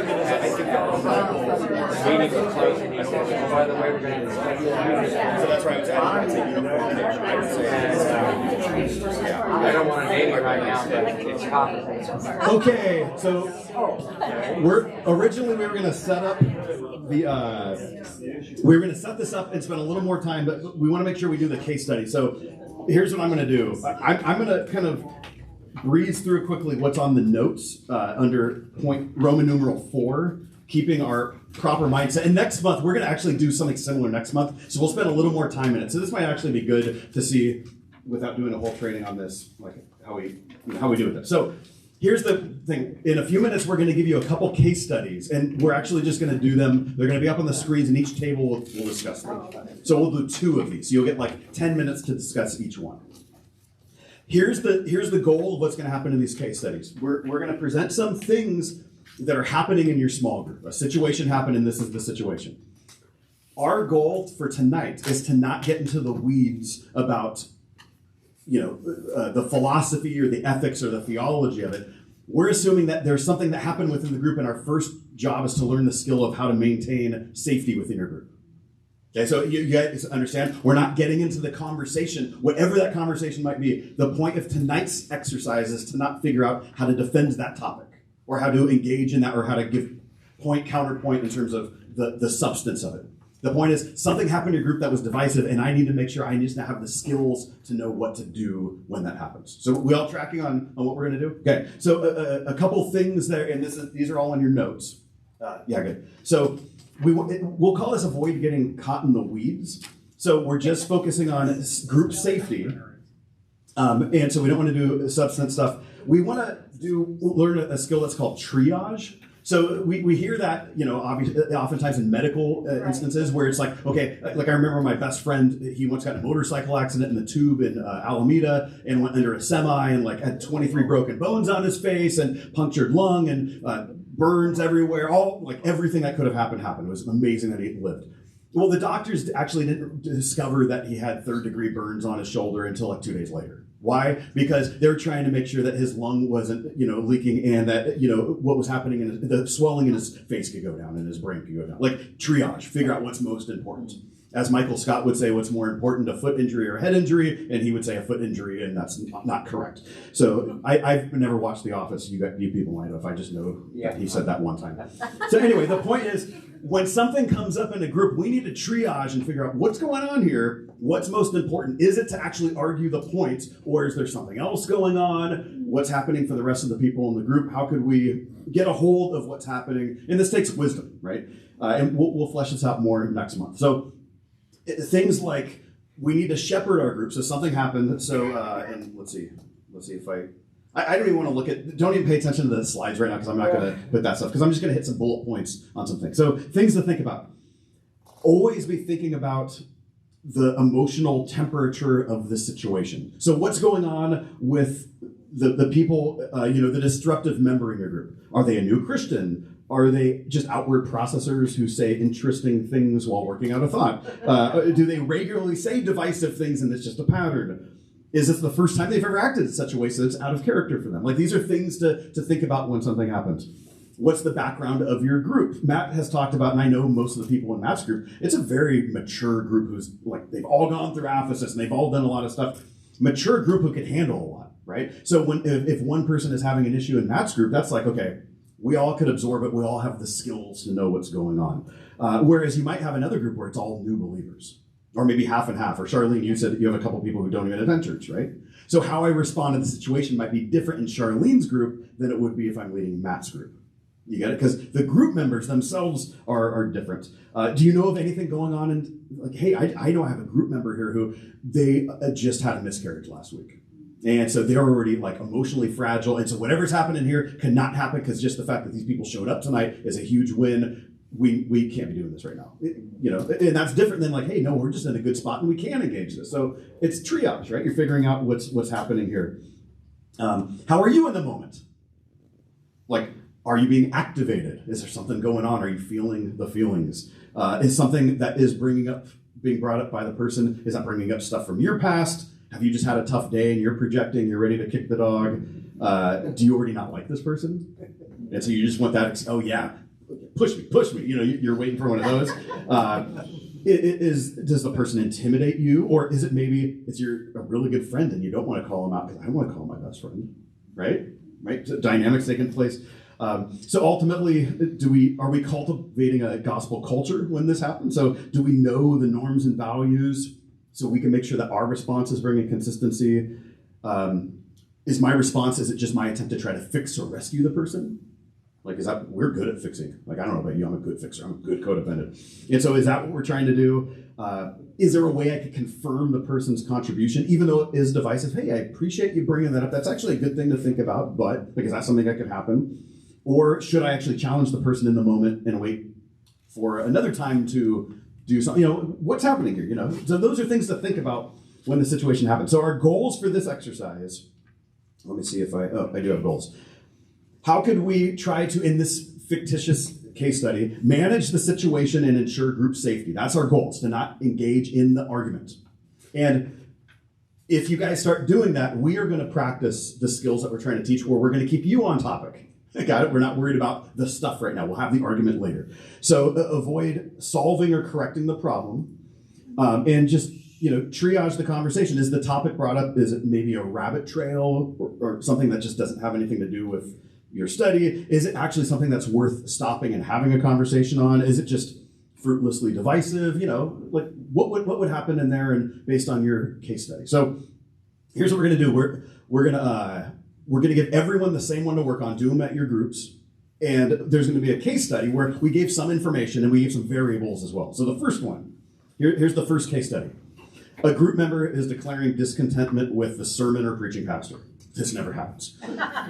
So per usual, your group meeting begins by discussing the previous week's sermon. James, a group member who can oftentimes be contentious, is once again agitated and shares how he doesn't like the preaching pastor, his preaching style, the sermon length, or the pastor's theological emphasis. The rest of the group grows quiet and the mood is uncomfortable. So this just happens in your group. It's the start of the night. How do you respond? There's variables. Once you kind of work through that, and don't paint too much of the picture. Well, James is also, don't fill in too many of the gaps, so let's not write a novel here. But once you kind of figure this out, also look at some things. Okay, well, if this were to happen and James made his comments and then he just concluded on his own, how might I respond? Or if he continued his rant and there was no end in sight, how might you respond? Or instead of the group growing quiet and uncomfortable, someone or maybe many people began to become agitated and started defending the preaching pastor, which created a hostile conflict. Or maybe instead of the group growing quiet and uncomfortable, someone or many people affirmed James's position and started piling on. You're like, yeah, I can't stand that either, right? And so, like, you don't have to go through all of these, but you could kind of, it's choose your own adventure. And so you could plug and play, like, well, what would happen if this then? After you work through the initial one. So any questions about this? Hopefully it's enough information to get us going on something. Remember, the point is to not have the correct answer to fix the person. How do we safely manage our groups? Anything you want to throw in there? I think each table should have a leader. Yes. To make sure everyone shares. So just appoint somebody to be the table leader. Ready, set, go. So pick a leader, and then we'll do 10 minutes, and then we'll discuss it as a group. pointed at. You got drafted.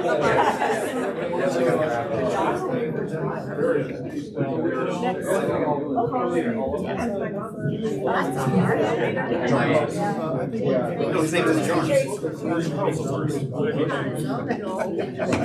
Make it short. He's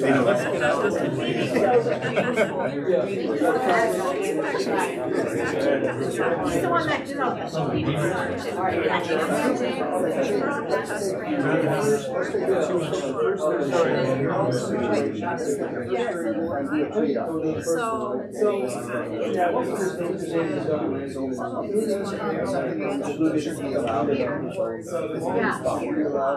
Which a lot of people.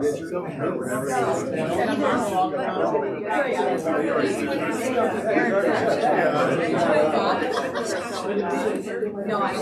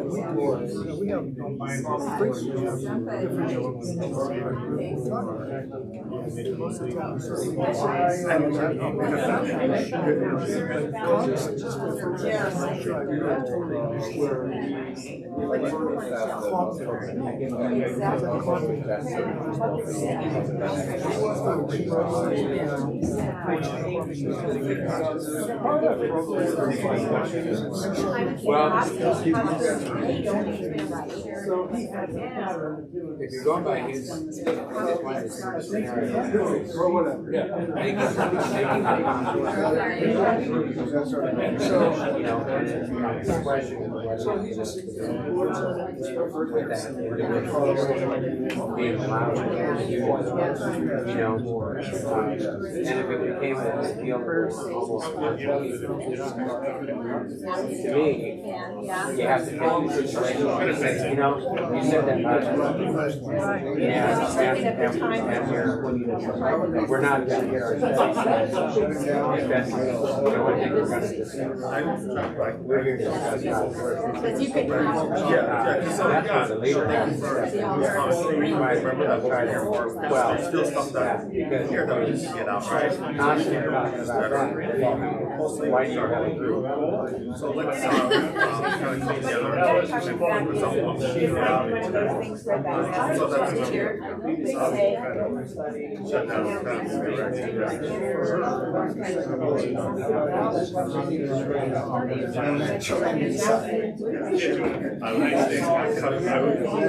shut down. You're right. So,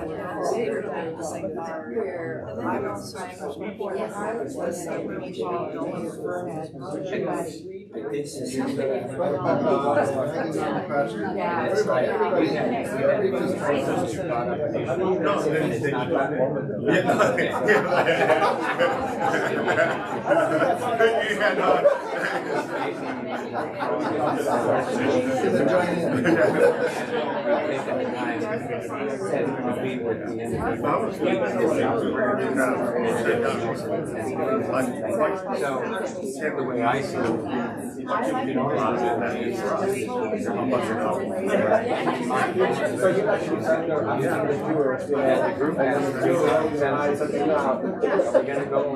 it says everybody heard it. Yeah. And you were acknowledging it. Or are we just gonna come here and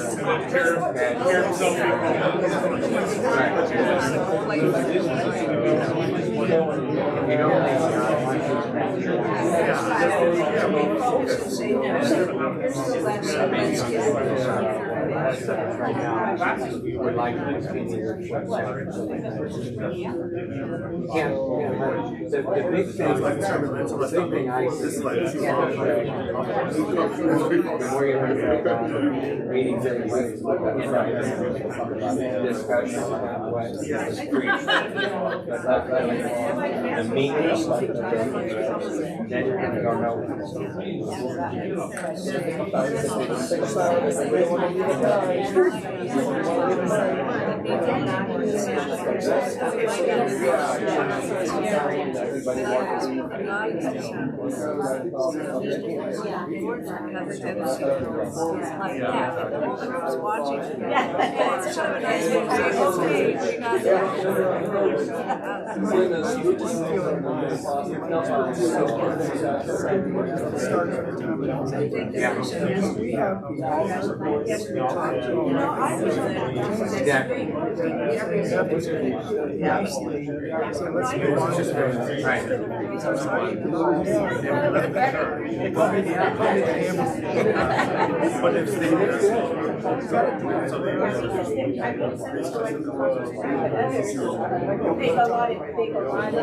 Maybe he likes the theology, he likes it.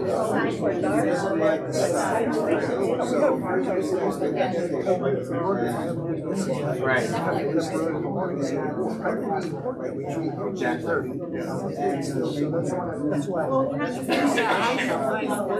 I set my alarm. Our meeting is supposed to be over. And I have it set for 8:25. And when it goes off, it's pretty obvious that I'm putting the stop.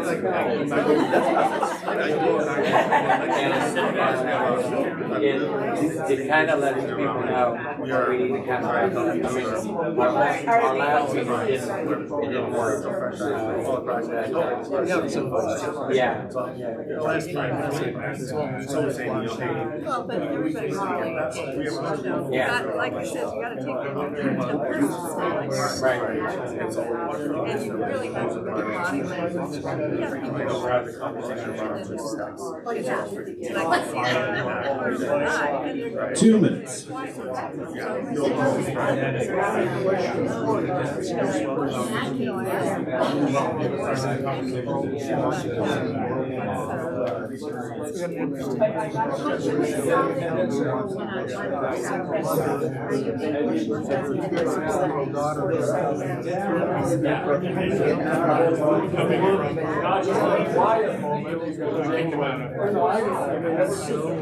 How about some ice? Everybody here's the tire that is.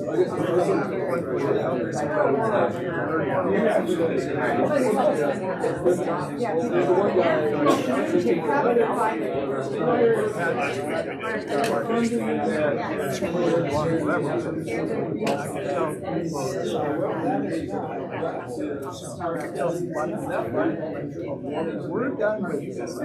Yeah, sure. Oh, no, I'm just trying to follow If you don't have to and that's where people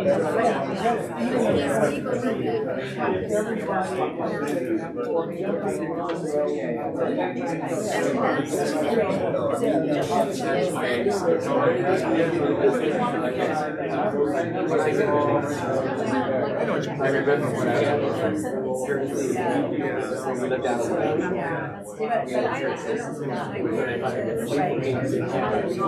And they knew about, yeah, they knew about, what's our sponsor?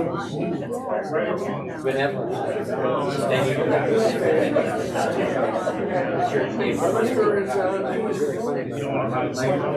they were headed north.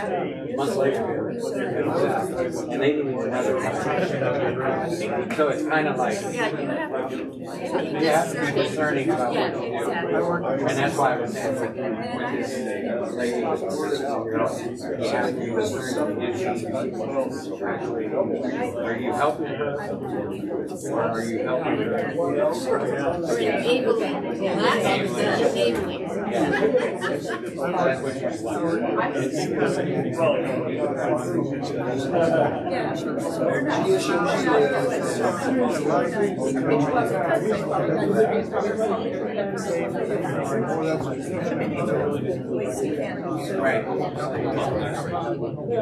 All righty. Let's go ahead and bring it in. So, what do we do with James? This guy sounds like a kick him out. That's what I'm thinking. Everyone agrees. Like, yeah. No, Jen's brother.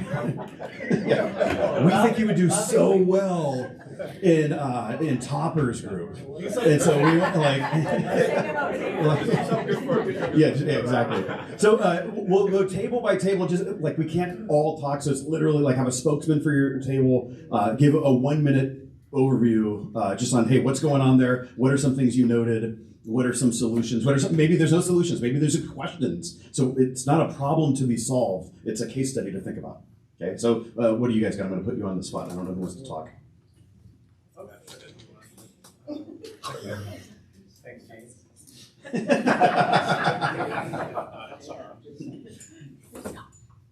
Let's see, our approach to the case study was, first shared understanding of the case study that was written. We went through and just kind of facilitated discussion using your questions that were presented here and responding often with additional questions. We were very good not to delve into the weeds. And then we just made some assumptions on how to proceed with general. So when you had additional questions, meaning you guys would ask James questions? Ask James questions or questions of the scenario of how other group members may be responding to the different detailed drop downs. Yvonne, you got it? Well, I think that we generally agree that depending on the situation, we relied on our norms and values and took it back to that. And, for some of these more difficult ones, and then like the first one, we made sure that we wouldn't, since he stopped on his own. How you respond is based on how the actions, and so that one is more of a side conversation and later. So the more the group was impacted, and then the more that we had to do in that moment for the group. Okay. And also affirming James's feelings, right?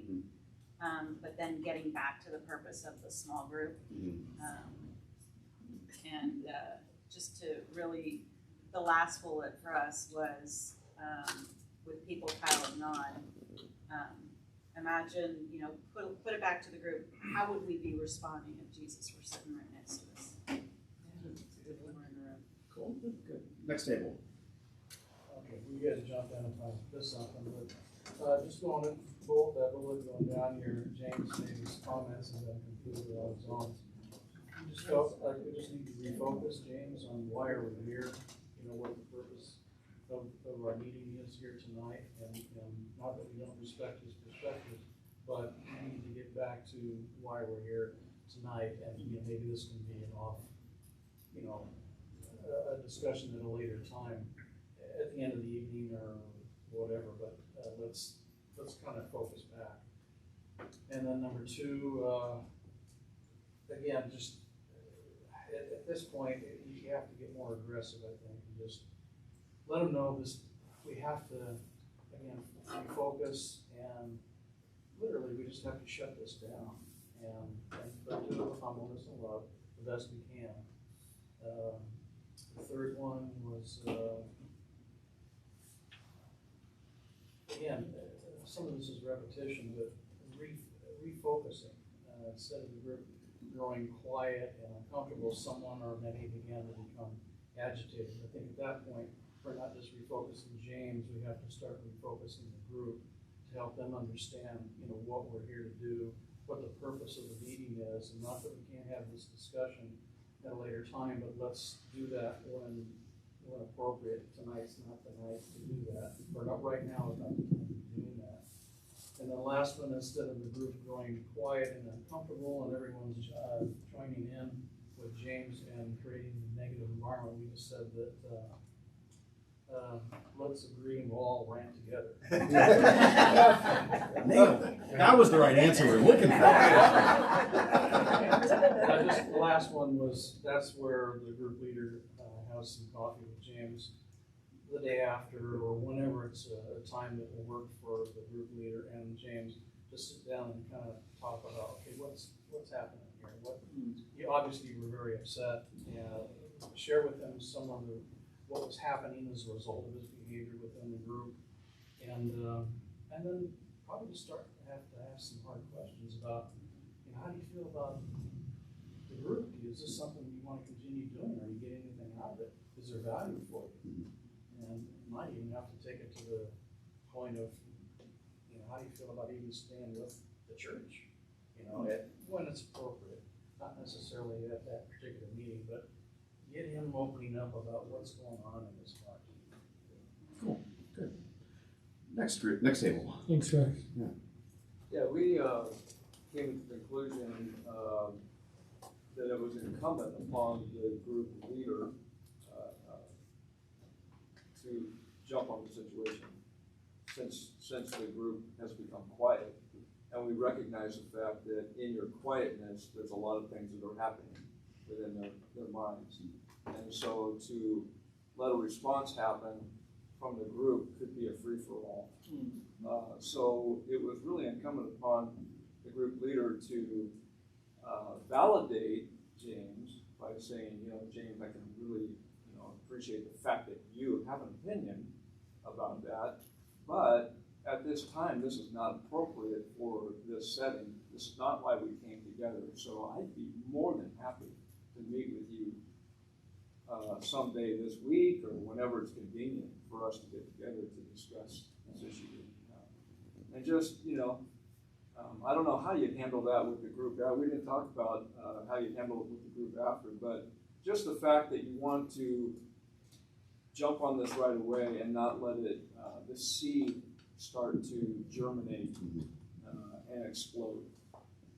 So dealing with him, making it good. That's really good. Real quick, I would recommend having a statement that everyone knows, like timeout, hang on, like that just stops everybody.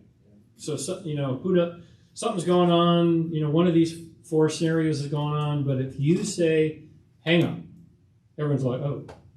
I mean, I call it a closer, when they bring the guy in for one pitch and he gets $10 million. It's that closer statement that just stops the conversation, puts you back in authority, and then you can say from there, here's where we're going to go. James, I can see that you're passionate about this. This is an important topic for you, but this isn't the time to have the platform to say that. You got to have the closer. You got to have the line. Or use a bell. I have a bell. You can have a bell. Have like a little referee flag. Just throw it in there. Penalty. Go with an air horn. Good. Got to get control of the group. Let's go to the next table so we can get out of here on time. Yeah. I mean, there's so many good answers so far. We have like a broken record, but I mean, this is obviously the intensity ratchets as you boil down the bullet points. So we have the privilege of seeing what happens if we don't nip it in the bud with the first bullet point. So, I mean, it depends on people's nonverbals if James is always doing this, and take them off to the side and hopefully take care of that problem before it escalates. And the second bullet point is if you just have to politely interrupt him, tell him, this is not what we're here for, and say, this time is valuable for everybody for talking about, our small group, what we're gonna, a sermon or whatever study we're doing. And then the third and fourth are similar in intensity, and I don't know if anybody else had anything on that one. Yeah, I think from the case study up there, this is a repeated problem. Can often be contentious, is once again agitated. So Good this catch, is a good catch. recurring problem. So I think you need to have a intervention, whatever. Anyway, you can't let that go on in the group. So you gotta turn it off. And I think Matt's idea, the foghorn or whatever, some means of saying, stop. This is not the right time tonight, not the right place. And there's nothing in there that indicates, other than the pastor's theological emphasis, he's not talking about content necessarily. It's more personality, it seems to me. That's good. Next table. Are you guys at two different tables or one long one? Two different. Two, okay, okay. Okay, I think the big thing, I'm just gonna make one short comment and I'll let Amanda finish up. No, she I doesn't. think. Go for it, Ray. Okay. Time. As they pointed out, if you look at the pattern of the person, often can be contentious and once again agitated. What he's demonstrating is his basic attitude. And if he has this basic attitude, it doesn't exist just here. It exists where he works. It exists with people he associates with everywhere. And so we're talking about a man who is, James really needs fixing. And he's And you're the guy to fix him. So I think that we have to treat him with love, but we also have to treat him realistically. And to a large degree, I think at that point, we come to you guys, we come to Debbie, we come to, because quite frankly, even though I think I'm really smart, I'm not. And I really can't deal with his problems without getting other background. I do have to know where he's coming from. I do have to know, how was your childhood? What has brought you to this point where you're so negative all the time? And still be loving to him. And what happens is people like this tend to drive us away. And I have to realize that if I'm going to be a mature adult, I have to welcome him into my life and minister to him. And I think that our group can do the same thing very well. There are a lot of people in our group far more mature than I am. Most of them are women. and so... Sit next to you. You're about to get hit by them. But the point is, we have to begin to understand this person. Yeah, and I would say with this, I remember one year, we moved into our house a number of years ago, and I was looking at my neighbor across the street, and he was like very meticulous about his yard. And he would come out there and start, he had his handheld, leaf blower, and he was knocking all the leaves out of his yard. And I'm watching from my office window, and he's just blowing them into the street. And it's kind of like, hey, it's not my problem. Someone else deal with it. So now it's like in all the other neighbors' yards, right? And it was just interesting. I'm not putting judgment on leaf blowers or anything. It was just interesting. It's like, okay, your house looks great now, and you've just put all the crap into the rest of the neighborhood. And how often do we? It's so much easier to be like, I just want this guy out of my group so he can be someone else's problem. Where that's not discipleship, right? This person maybe that person does need to be removed if there's a problem. We're not saying that doesn't happen, but that shouldn't be our first posture. The first posture is God brought him here or her here. What's going on, and how are we playing a role in this season of life?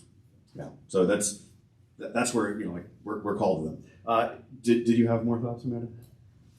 Ray said it great. Okay. 100%. That's Okay. great. Let's do this table and then we'll wrap up. Well, this one kind of looks like a real life situation. Right here. We had a situation, we have a group situation where when our new pastor took over and someone was complaining about, I don't understand this individual and everything else, and how the last pastor would make more sense to me than this one does, and blah, blah, blah. And the general consensus was that as far as the group was concerned, that the new pastor needed time for this, and if this individual still doesn't get along with the situation, then they probably needed to move on. So it became, and I know that we've all kind of run into this situation over these last few years. So it's kind of a general consensus of the group that we're going to go with this pastor, whatever, and if you can't handle it, you're going to have to move on. But the group has to be as a group. You can't just say one individual is going to run the group and say that we're no longer going to listen to this guy. We're going to do something on our own. Mm-hmm. Yeah. And those are tough. I mean, how many of those have we heard over the last number of years? Like, this isn't like whoa, wow, I wonder how they came up with this question. Yeah. And so there's stuff that we could come up with. We could say, hey, Hebrews 13, how are we submitting to our authority? Like, we could go to those things in the substance, but the point is, when it happens and it's uncomfortable and it's awkward and it's been going on and we actually haven't been saying, it's like, when you meet your neighbor and you never ask the name and now you've lived next to your neighbor for 14 years and it's like, I still don't know their name. And so it's, hey, chief, because I can't ask their name now, and it's like that thing, like, I haven't shut this down yet. If I do it now tonight, it's going to seem weird because it's like this, it's like James has his built-in time to just rant, right? And that's those times where we just need to step up as shepherds and say, nope, I haven't shepherded as well as I could, and so tonight I will. And so whatever that looks like, that's just what needs to happen. And one last thing about it is, we've done it in our group, and that is take the time. We've had health issues in some of our people and everything. We've taken the time to just drop the lesson altogether and take time to just spend in prayer. And I think that that's, in this case, could be the same situation, and if they can't abide by that, they definitely are not thinking about what God's got for them. Good word, Topper. So we were talking this week, okay, what are we going to do? We always try to announce what we're going to do the following month, but we wanted to see how tonight's going to go. So I think next month we're going to revisit some of this and do, we actually have 6 case studies that we could do. And so we're going to do a lot more of this to get in the habit of, I think you guys did a pretty good job, right, of working through the stuff and not getting into the weeds of trying to solve the equation. I don't know, what's your feedback, Matt? Coaching is good. Great group of leaders. Yeah. Yeah, I mean, yeah, so get used to working together at tables and that kind of thing. And I think we should do a couple more next week. Yeah, we'll definitely do. We have a lot more to pick from. So the next month is December. It's like Christmas month, I guess. And if you don't celebrate it the whole month, then you don't love Jesus. That's the outrage about Starbucks cups, apparently. So and we'll still meet on the 11th, but I don't can we bring cookies or something at least? Make this place smell jolly. I don't know. I don't know how you coordinate that, but do we send out an email? We'll send something out. We'll send out an email. We'll figure out Sign up. how do we want to do stuff. Dessert. Desserts. Let's do Desserts. Well, maybe I'll bring in burnt ends. Finger foods. You might, clarify what you mean. Burnt ends? They sound disgusting, right? It's candy. Anyway, maybe. Okay, now I have to commit to it. So real quick, if you didn't get a chance to sign in, do you know how to fix whatever's going on out there? Were people able to sign in? Okay. If you were not able to do this. If you were not able to sign in, please send me an email and just say, hey, I wasn't able to sign in, and we'll look at it. I'll have Carl look at it. Carl's my administrative assistant. Try it again on your way out. Yeah. If you still don't, if you weren't able to do it, email me. Yeah, and then a couple things on the way up. We are the last group in, and we're going to lock up. Do me a favor, if we could just get a couple people, well, that door was locked. But no, don't cut that way. Just look around. If there's a door that's unlocked or something, just peek in there real quick. Make sure that no one's hanging out. And we're going to be the last ones to go through. But just peek as you go through. Next you don't month. have to set the alarm. I don't. No. Okay. And then I don't know. Is there anything else? We need to fix the tables. Yeah, we got to reset the room. Yeah, we'll reset it. And then, you want to pray for us and then we'll split? God, thank you for a church that isn't afraid of engaging people where they're at.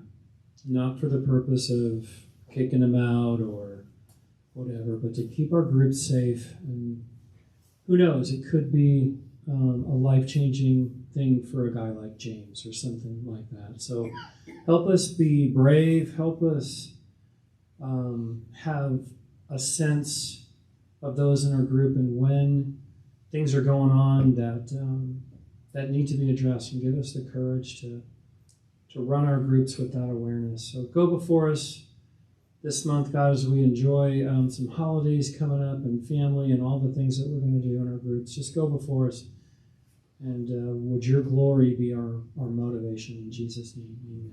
Amen. Thanks, guys.